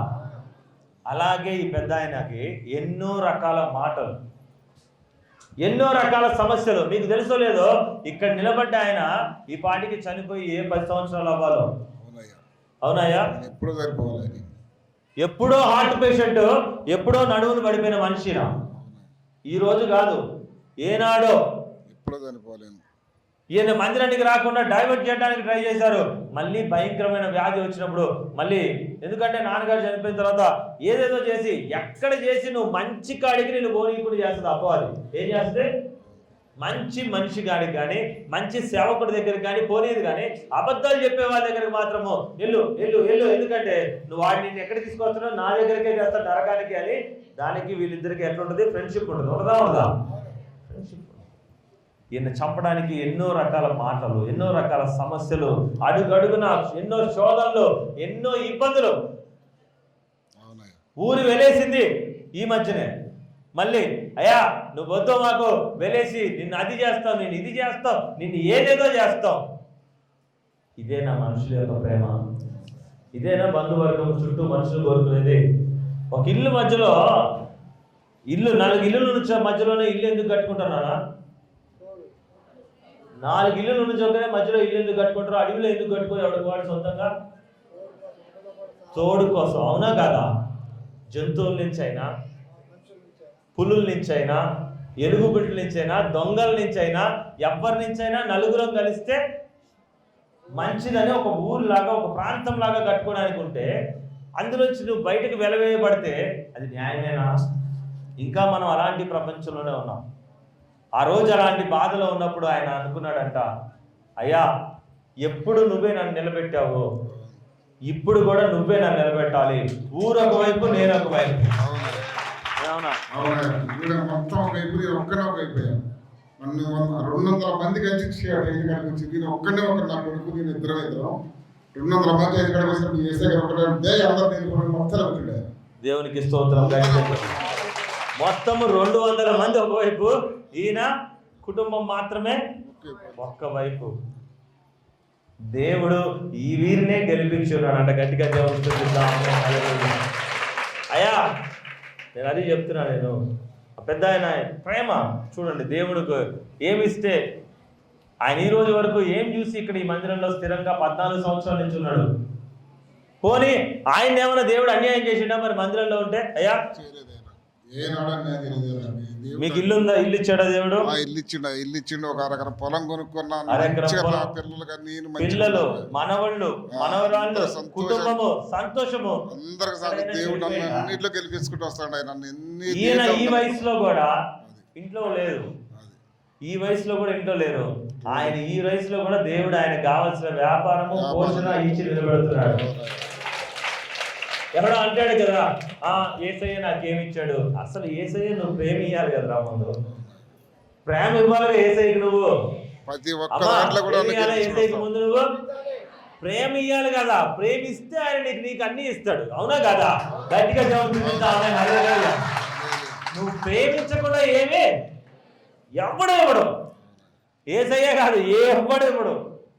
మిగతా వాళ్ళు అసలు దగ్గరకు రాని, ప్రేమించినా మోసమే చేస్తారు.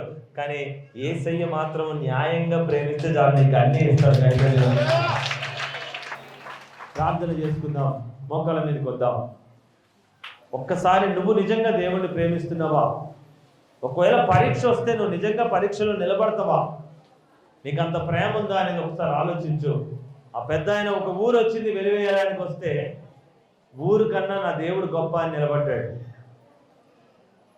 ఏ వాక్యం చెబితే ఆ సాక్ష్యాన్ని దేవుడు ఈరోజు మన ముందు ఉంచుతున్నాడు. మరి నువ్వు కూడా అలా ఉన్నావా? మాకు వస్తున్నావా? అయ్యా, నీ మందిరంలో పరిశుద్ధంగా ఉన్న మేము అక్కడ కూడా నీ విశ్వాసాలు, అక్కడ కూడా నీ విశ్వాసం, అక్కడ కూడా నీ వాళ్ళని ప్రభావం నిరూపించే భాగ్యం మాకు దయచేయండి. మా జీవితానికి అటువంటి వెలుగులు దయచేయండి, అటువంటి శ్రేష్టమైన ఆశీర్వాదములు దయచేయండి. నిన్ను ప్రేమించడంలో నేనే ముందుండే భాగ్యం దయచేయండి. ఈ రోజు నా ప్రార్థన ఆలోచించి అయ్యా, ఎవరెవరికి ఏ కొలువుతో ప్రభుత్వాన్ని వారు అడుగుచున్నగా, దేని కొరకు ఈ మందిరంలోకి వచ్చినారో వారు ప్రయాసపడుచున్నగా, వారు నిశ్చయిత ప్రభుత్వమే నా దేవుడు నాకు అన్ని ఇస్తాడు అని నమ్మకంతో అన్ని ఆశీర్వాదములు, అన్ని సమస్యలు, అన్ని వ్యాధులు, అన్ని రోగములు తీర్చగలిగిన మందిరంలోకి మీరు నడుచుండగా వారికి ఆ బహుమానం మీరు దాయిచేయాలి. వారికి బహుమానం మీరు దాయిచేయాలి. యేసు నామములో ఇచ్చినాము తండ్రి. ఇది మా ఆరాధనలో పాల్గొన్న ప్రతి ఒక్కరిని శ్రేష్టమైన బహుమానములతో, ఆశీర్వాదములతో బలపరచు.